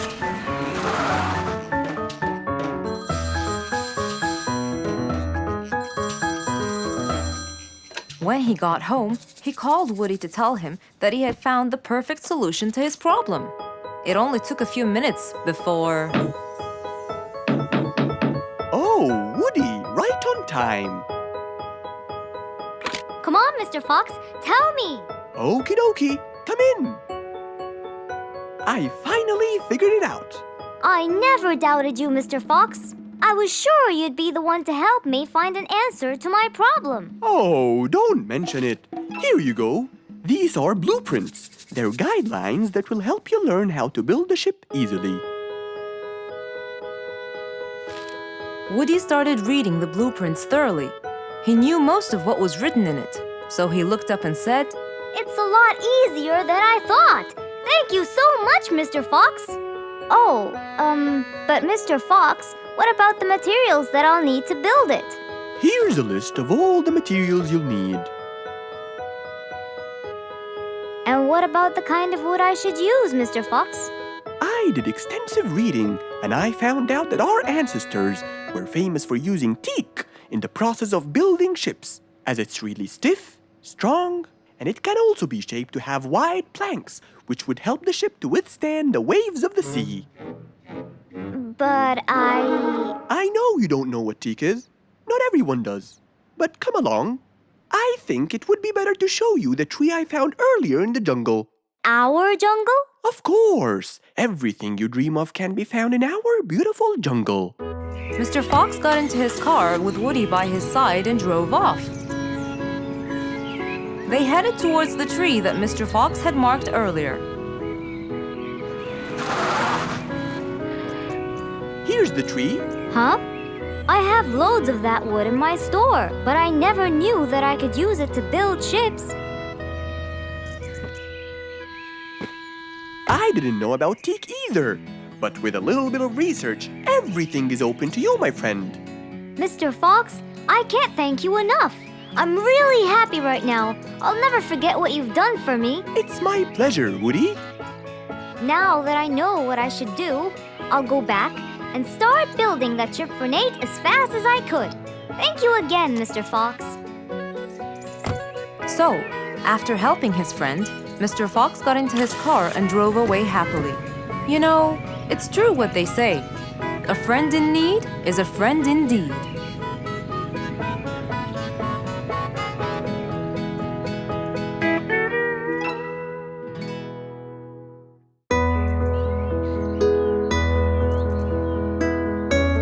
One bright sunny morning, as Mr. Fox was having his morning coffee and reading his newspaper in the balcony, his phone rang.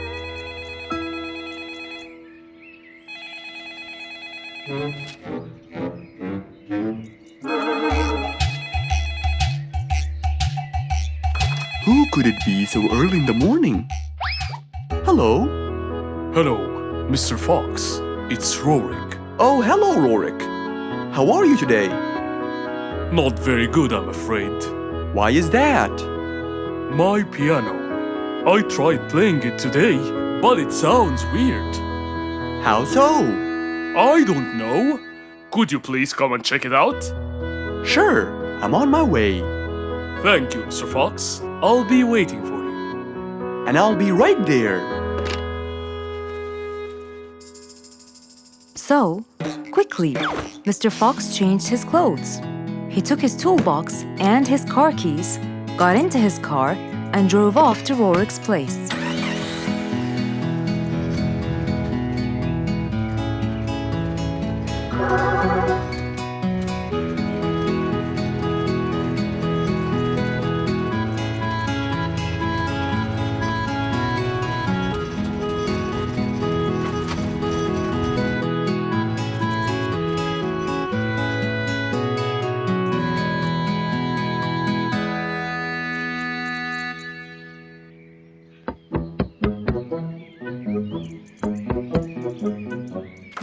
Hello, Mr. Fox. One moment, please.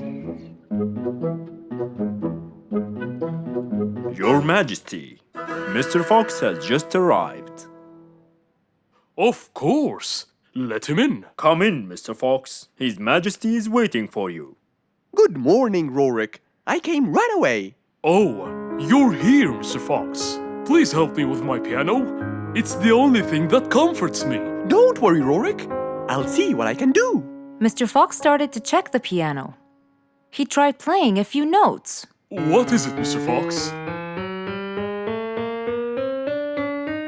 Is it broken? Mr. Fox, please answer me. It sounds horrible. It's not broken, Rorik. It just needs tuning.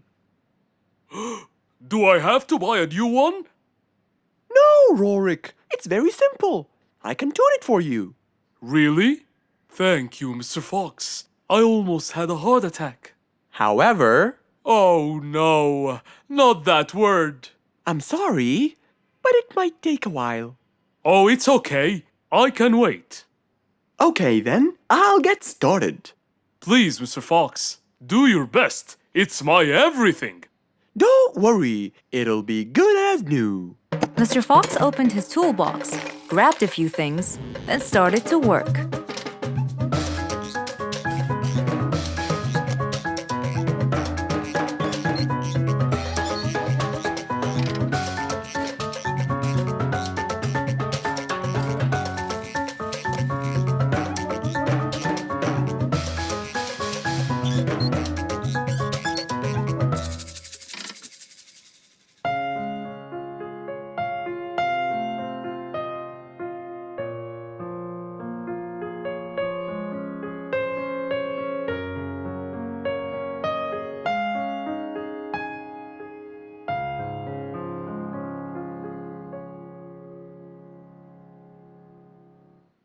Beautiful. It sounds beautiful. Told you everything will be alright. I can't believe it. Thank you so much, Mr. Fox. Anytime, Rorik. And with that, Mr. Fox's work was all done. He waved goodbye and drove along happily. He had helped out a friend once more. for helping each other is everything you could ever wish for.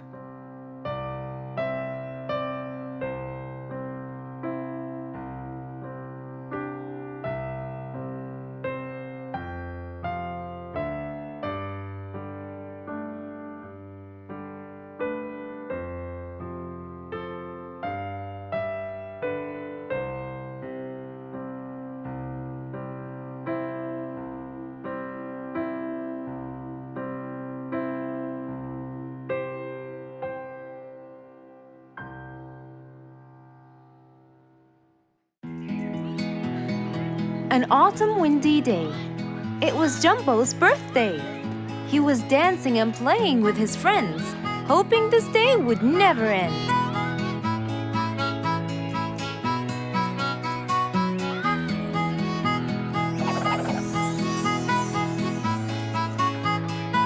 Everyone ran to hide all the same, but Jumbo slipped and fell, and that was the end of the game. All the animals heard the fall, but Mommy Jumbo ran before them all. Jumbo!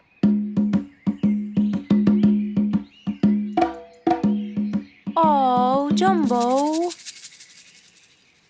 Combo, you have to take him to Mr. Fox immediately.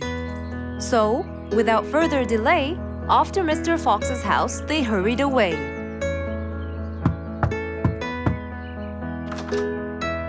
Hey, Mrs. Combo, what's wrong? Help me, Mr. Fox. Jumbo is ill. Oh, please, come in.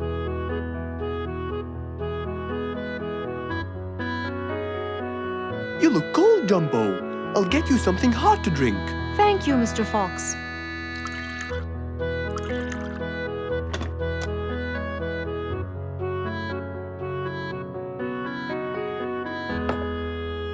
We were celebrating Jumbo's birthday. Oh, happy birthday, Jumbo. Thank you, Mr. Fox. But as he was playing with his friends, he slipped and fell into the pond. He started shivering and sneezing. I feared he might be sick, so I thought I should bring him to you, just in case. Well, why don't you lie down, Jumbo, and let's take your temperature. Open your mouth. Say ah. Ah. Fever, stuffy nose, red dots all over his trunk. It's definitely sniffles. Oh my, sniffles? Don't worry, Mrs. Combo. It's just a sniffles fever. It will go away. All you need, champ, is some rest and just one pill of antidote. And when you're better, you can go back to play with your friends. Thank you, Mr. Fox. After thanking Mr. Fox, Mrs. Combo took Jumbo back home to let him rest.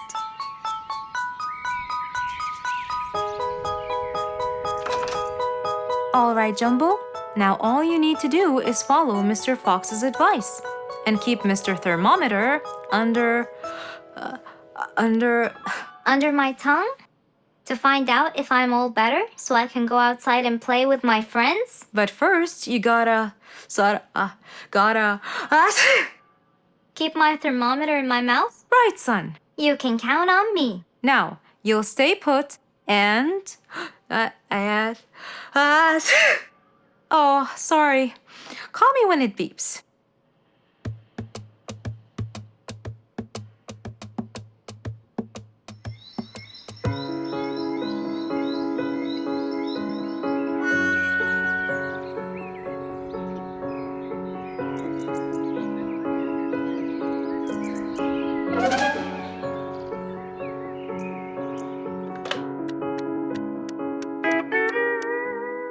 Hello, Frisky. How are you? Hi, Mr. Fox. Roo and I were playing and I'm about to win! Listen, Frisky. I'm going to visit Jumbo now and check on him. I'm sure he'd be really happy if you and Roo come with me. What do you think? Great idea, Mr. Fox. I want to check on him too. We'll meet you there. As agreed, Mr. Fox met Frisky and Roo at Jumbo's house. I'm coming.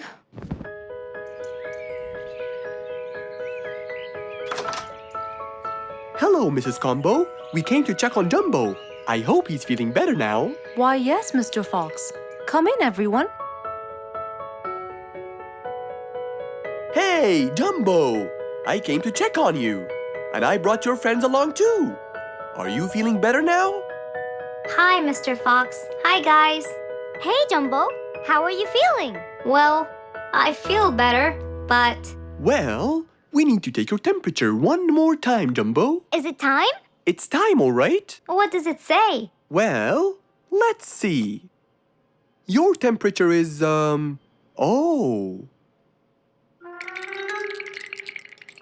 Your temperature is just fine and dandy, Jumbo.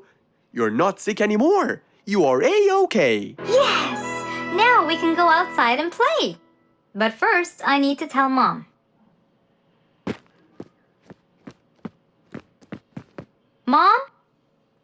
Mom? Where could she be? She's not in the kitchen. Mom! She's not in the living room. I wonder where she is. I'm here, in the bedroom. Mom? Are you okay? I think I might have caught a case of sniffles too. Don't worry, dear. I'll be fine. Now why don't you go out and play hopscotch with your friends? I'll join you when I get better. But Mom, I won't be happy if I go to play and leave you here all by yourself. I'll be only thinking of you. So, what do you think you should do, little Jumbo? I have to sit here and take care of you, Mommy. You always take care of me when I get sick. I'll take care of you and never leave you alone. Oh, I love you more than anything in the whole wide world, Jumbo. Now it's time to take your temperature. Right, Mr. Fox? You're absolutely right, Jumbo. So rather than go out to play, by his mother's side, he decided to stay.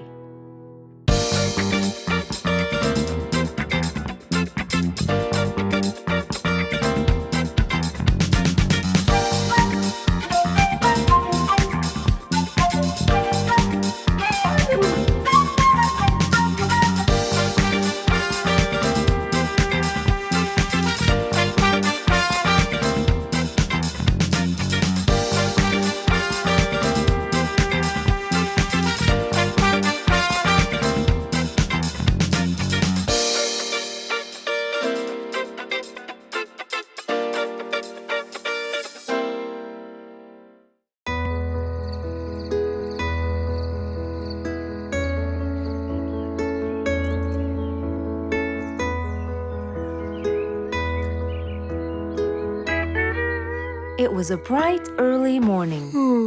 Mr. Fox woke up and went to wash his face.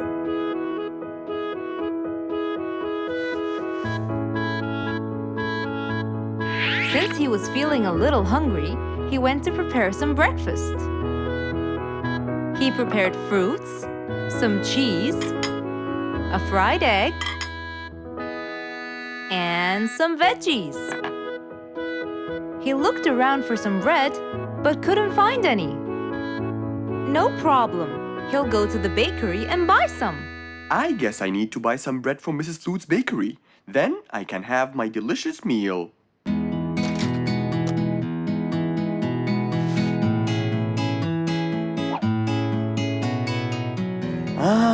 I'm very hungry. I'm sure glad the bakery is close by. I won't be needing my car.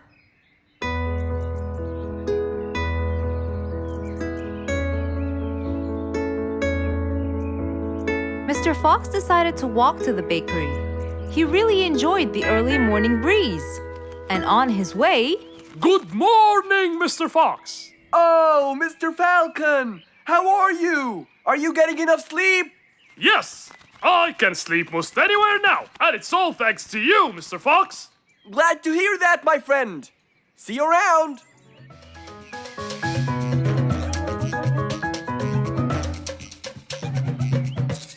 When Mr. Fox finally reached Mrs. Flute's bakery, he found a long line of customers. He got in line and patiently waited his turn.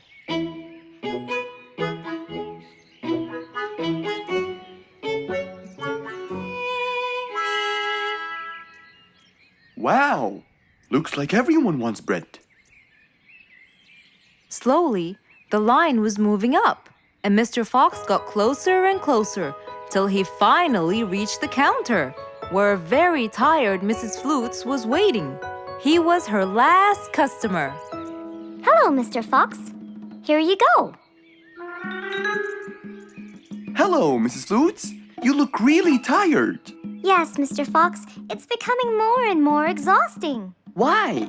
The number of customers has increased lately after I upgraded both the bakery and the quality of the bread that I produce. That's great. I know it's great, Mr. Fox, but the thing is, the rate of bread production is really low. Well, compared to the number of customers, that is. But why is the rate of production low? Well, Mr. Fox, grinding the wheat takes loads of time and effort. Sometimes it takes over a day or so. That's basically why everything else gets delayed. What should we do to solve this problem? Okay, Mrs. Flutes, I will head home now and eat my breakfast and try to think of a solution. And I'd like you to pass by my house tonight. I'm sure I'd figure something out by then. Really, Mr. Fox? I can't wait to hear your solution. I'll come by your house as soon as I get off work. Okay, see you later, Miss Flutes. See you later, Mr. Fox. Mr. Fox went back home to have his breakfast. Miss Flute's bakery is truly the best. I have to solve this problem, or she won't be selling any more delicious bread. With that in mind, Mr. Fox went to his workshop to give it some thought.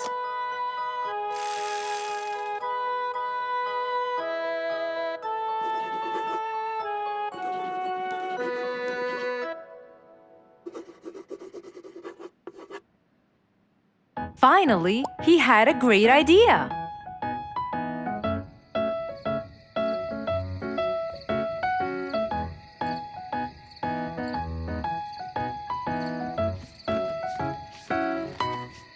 That was a long day. I should head straight for Mr. Fox. I'm sure he would have solved my problem by now.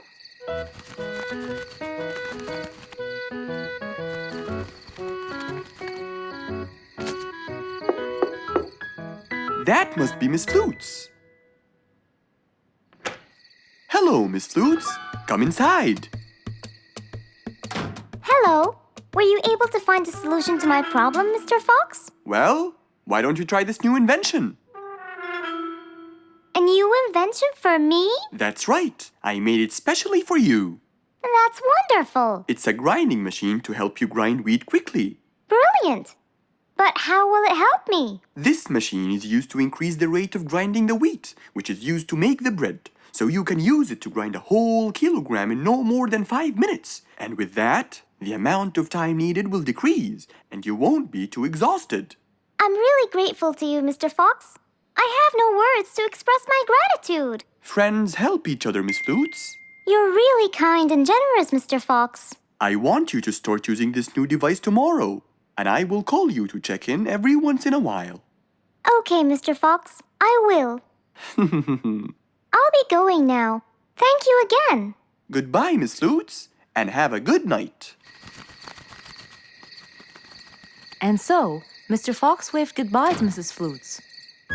Then, he sat on his comfortable sofa. He looked out his window and admired the jungle he lived in for so long. He happily thought to himself, I love helping my friends.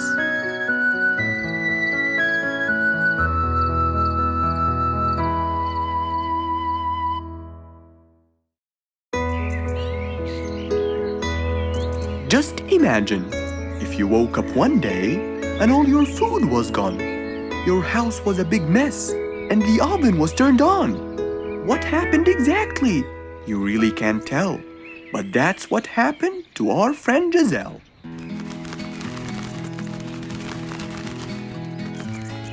It was a lovely morning, just like all others. But when Giselle arrived, she was burdened with troubles.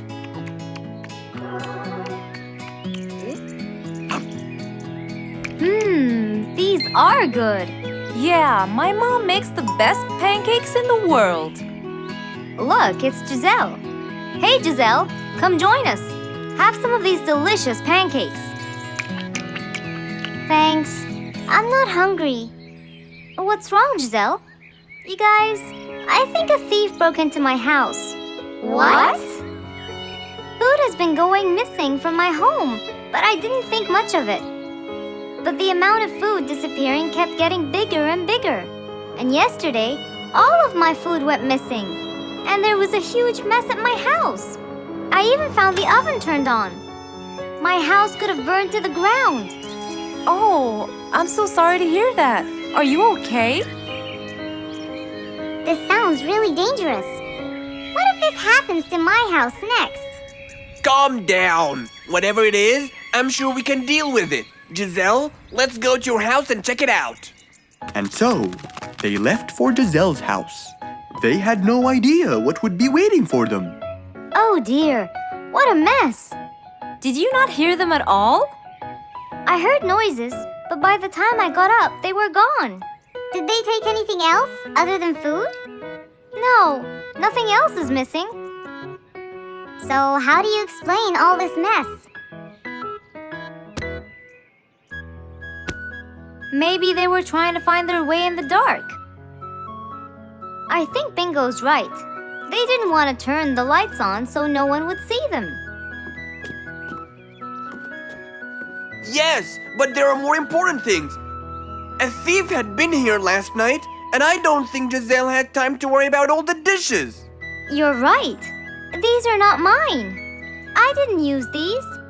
That means that whoever was here didn't just steal the food, they ate it all here. That would explain why the oven was on. They cooked. Okay, calm down. We'll figure out a plan to catch them. But first, let's clean everything up. They started cleaning the house, trying to help their poor friend out, while being so worried about what's going to happen next. Any idea how we're going to catch them? I have an idea. We'll have a neighborhood watch. You know, we'll stay up around the house so we can catch them as soon as they come near. Sounds great. Giselle, why don't you go and get some sleep? We'll take care of it. Thanks, guys. They all sat in anticipation, ready to jump on the thief without any hesitation. But hours passed by with no one in sight. They started to become very, very tired. Does anybody else feel a little bit sleepy? Yeah, and cold, and a little hungry.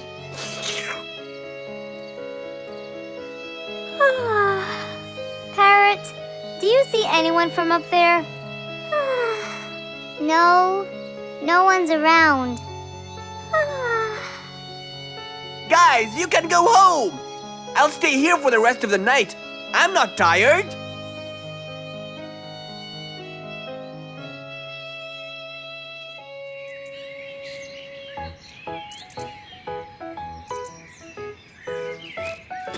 Good morning. What happened after we left? Did you see them? I heard a noise from the bushes near the house, but no one was there. They must have seen me, got scared, and ran away. Wow, you must have looked so tough. How did you get them so scared? I'll teach you guys. First, you have to stand chin up, hands on your waist, and look so focused. Then, you walk back and forth in front of the house, so they wouldn't have a chance. Don't get distracted by anything, and most importantly, carry a weapon. A weapon? Yes, these are mine. A salt shaker and a ladle? It's a pepper shaker. You sprinkle it in their eyes and then hit them with a ladle. Ooh, scary. Okay, I think I got it. I'm going to be on neighborhood watch duty tonight. I'll go get ready. See you all later. And so, with a big responsibility to bear, Bingo guarded the house, steady and aware.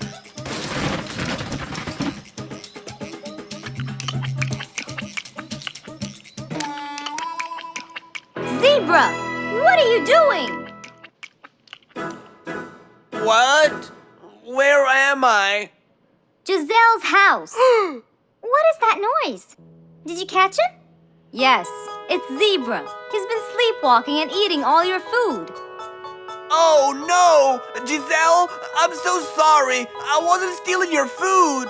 This happened before. I sleepwalk a lot. Don't be mad. I can't believe it's been you all along. That is so funny. You're not going to tell everyone about it, are you? If she doesn't, I will. I knew you couldn't scare a thief away with a ladle. You could! You know what? I'm just happy Giselle is safe. I'll just go home now. I need some sleep.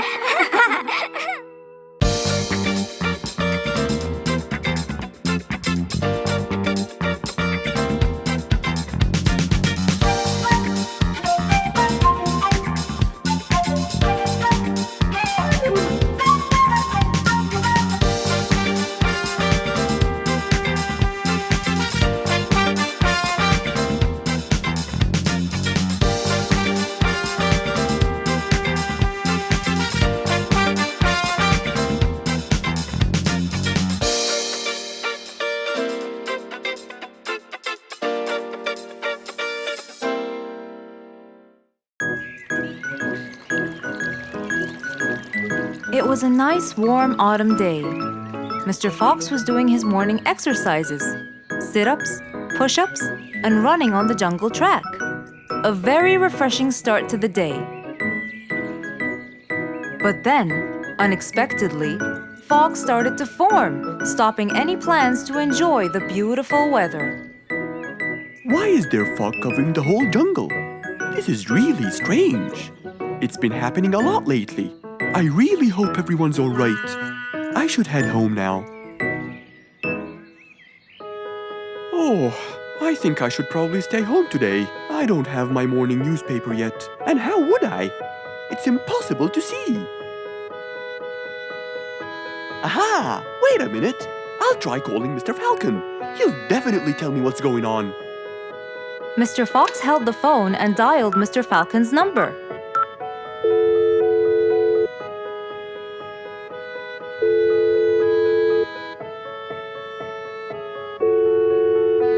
Oddly enough, there was no answer. I guess he's not home. Maybe I can reach him on his walkie-talkie. As Mr. Fox went to look for his walkie-talkie, he heard a loud knock on the door. Huh? I thought everyone stayed home in this weather.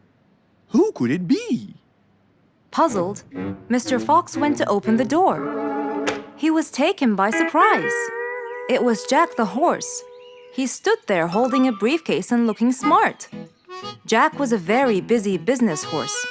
He was always rushing to keep a tight schedule. But today, something seemed off. He looked like something was bothering him. Oh, Jack, what a nice surprise! It's been a long time since we met. How have you been? Come in. Thank you, Mr. Fox. But I don't want to waste any more time. I'm on a very tight schedule. Of course. Can I bring you... I don't have time.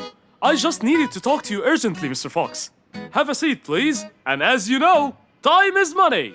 Wait. Hold on. First, tell me how you managed to get here in this bad weather. There's no time. I'm so busy, and I need your help with something important. All right, tell me what's the matter. Well, it all started last week. After long and weary negotiations, I won a bid for a gold mine located in the eastern part. Long story short, a gold mine obviously contains gold. But no matter how hard I looked, I found nothing but dirt. I was really frustrated. I was disappointed, and I knew that buying the mine was a mistake. What do you think, Mr. Fox? That's really strange. That mine is widely famous for its gold. I have an idea. We go there now and see what we can do. But wait here for a second. I need to bring something that will help us. Are you sure you don't want to drink anything? Yes, thank you, Mr. Fox. But please, hurry up. You know that time is money, and I can't waste any more time. I get it. Just give me 2 minutes. Too much, Mr. Fox. So, Mr. Fox went to his room to change his clothes, trying to be quick. Then, he went to his workshop. He looked everywhere for his metal detector. When he found it, he took it and went back to his house, where Jack was standing there looking at his watch, with that usual impatient look on his face. Mr. Fox, why are you late? I have a really important meeting tonight at 8, you know. We're making a deal, and I don't want to waste any more time. You know that time is money. Time is money. I know that, Jack. But now we're wasting more time, aren't we? Right. Let's take my car, Mr. Fox. Okay. The fog had gradually started to clear away, and the vision became clearer and clearer. But as Mr. Fox was about to get in the car, something happened. What's that? What's going on? What happened? That's what we'll find out in the next episode. An autumn windy day. It was Jumbo's birthday. He was dancing and playing with his friends, hoping this day would never end.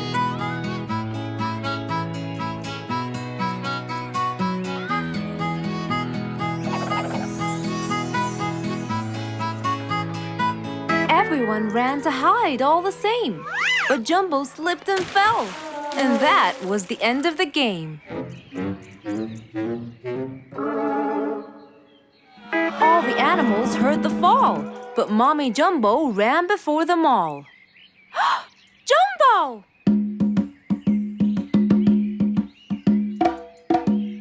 Oh, Jumbo. Combo, you have to take him to Mr. Fox immediately. So, without further delay, off to Mr. Fox's house they hurried away.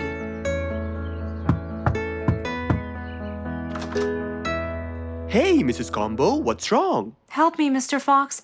Jumbo is ill. Oh, please, come in.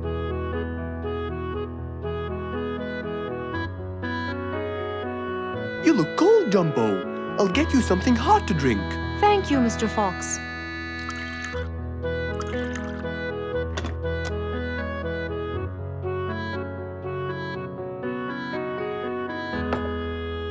We were celebrating Jumbo's birthday. Oh, happy birthday, Jumbo. Thank you, Mr. Fox. But as he was playing with his friends, he slipped and fell into the pond. He started shivering and sneezing. I feared he might be sick, so I thought I should bring him to you, just in case. Well, why don't you lie down, Jumbo, and let's take your temperature. Open your mouth. Say ah. Ah. Fever, stuffy nose, red dots all over his trunk. It's definitely sniffles. Oh my, sniffles? Don't worry, Mrs. Combo. It's just a sniffles fever. It will go away. All you need, champ, is some rest and just one pill of antidote. And when you're better, you can go back to play with your friends. Thank you, Mr. Fox. After thanking Mr. Fox, Mrs. Combo took Jumbo back home to let him rest.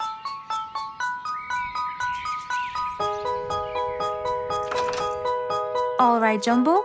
Now all you need to do is follow Mr. Fox's advice and keep Mr. Thermometer under Under my tongue? To find out if I'm all better so I can go outside and play with my friends? But first, you gotta Keep my thermometer in my mouth? Right, son. You can count on me. Now, you'll stay put and oh, sorry. Call me when it beeps.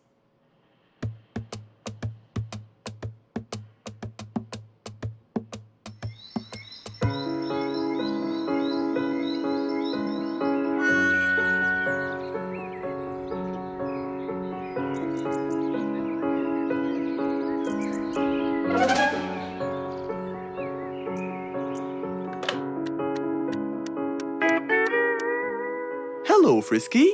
How are you? Hi, Mr. Fox. Roo and I were playing and I'm about to win. Listen, Frisky. I'm going to visit Jumbo now and check on him. I'm sure he'd be really happy if you and Roo come with me. What do you think? Great idea, Mr. Fox. I want to check on him too. We'll meet you there. As agreed, Mr. Fox met Frisky and Roo at Jumbo's house. I'm coming.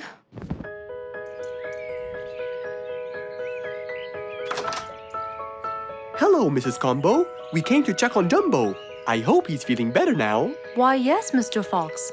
Come in, everyone. Hey, Jumbo! I came to check on you. And I brought your friends along too. Are you feeling better now? Hi, Mr. Fox. Hi, guys. Hey, Jumbo. How are you feeling? Well, I feel better, but... Well, we need to take your temperature one more time, Jumbo. Is it time?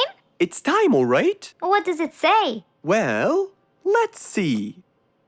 Your temperature is, oh. Your temperature is just fine and dandy, Jumbo. You're not sick anymore. You are A-OK. Yes! Now we can go outside and play. But first, I need to tell Mom. Mom? Mom? Where could she be? She's not in the kitchen. Mom! She's not in the living room. I wonder where she is. I'm here, in the bedroom. Mom? Are you okay? I think I might have caught a case of sniffles too. Don't worry, dear. I'll be fine.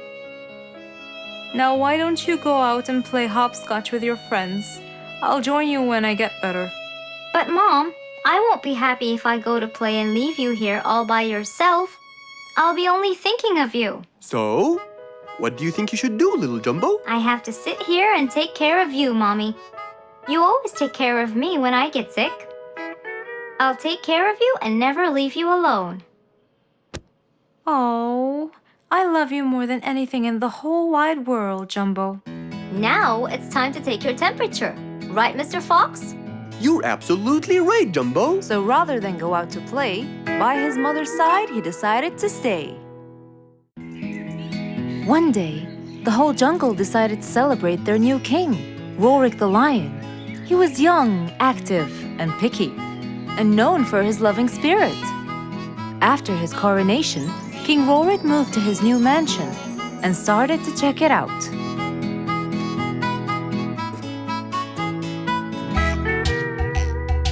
Great, and that's my throne, right? Exactly, Your Honor. Well, I'd better check it out. Yes, please do.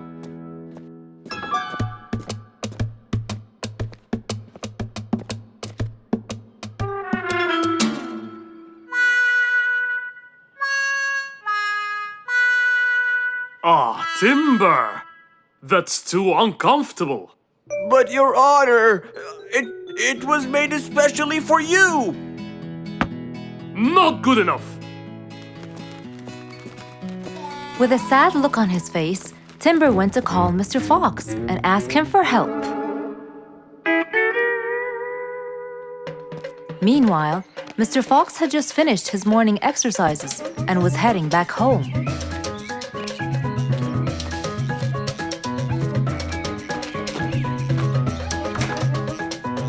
After a cold shower, he changed his clothes and had some tea.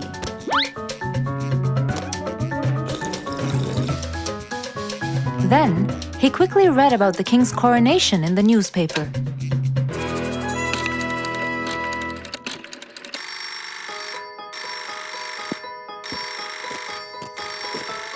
Hello? Hello, Mr. Fox. Can you please, Hello, Mr. Fox. This is Rorik. Oh, hello, Your Highness. How may I help you? I need you to come immediately. There's a huge problem, and I'm pretty sure that you're the only one who can help. I'll be right there. So, Mr. Fox quickly took his keys, hopped into his car, and drove towards the king's manor.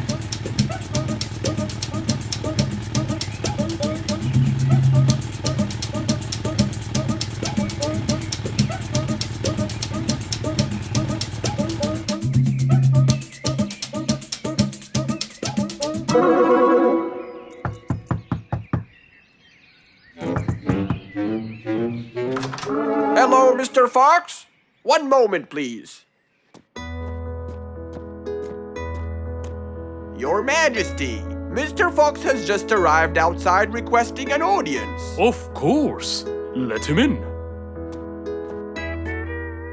Come in, Mr. Fox. His Majesty is waiting for you. Good morning, Your Highness. What seems to be the problem? Oh, Mr. Fox. Good, you came quickly. Always at your service.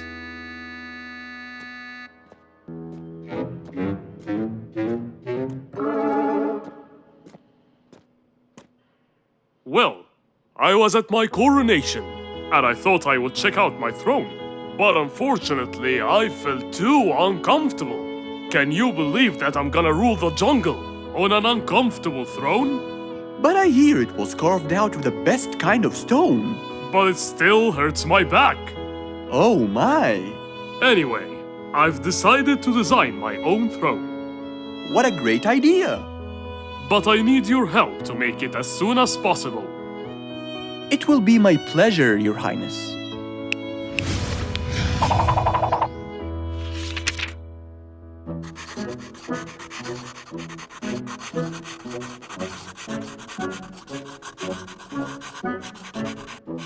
Mr. Fox designed a new throne for the king, but the king didn't seem to like it.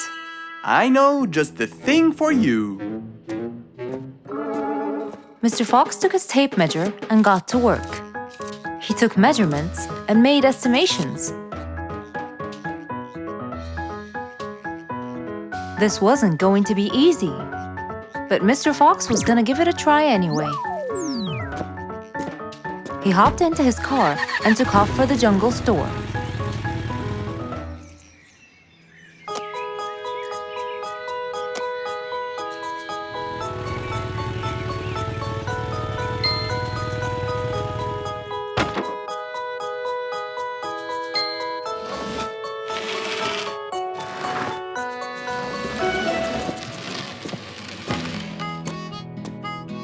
All done. Can you please try it now? Wow! That's exactly what I wanted. Glad you liked it, Your Highness.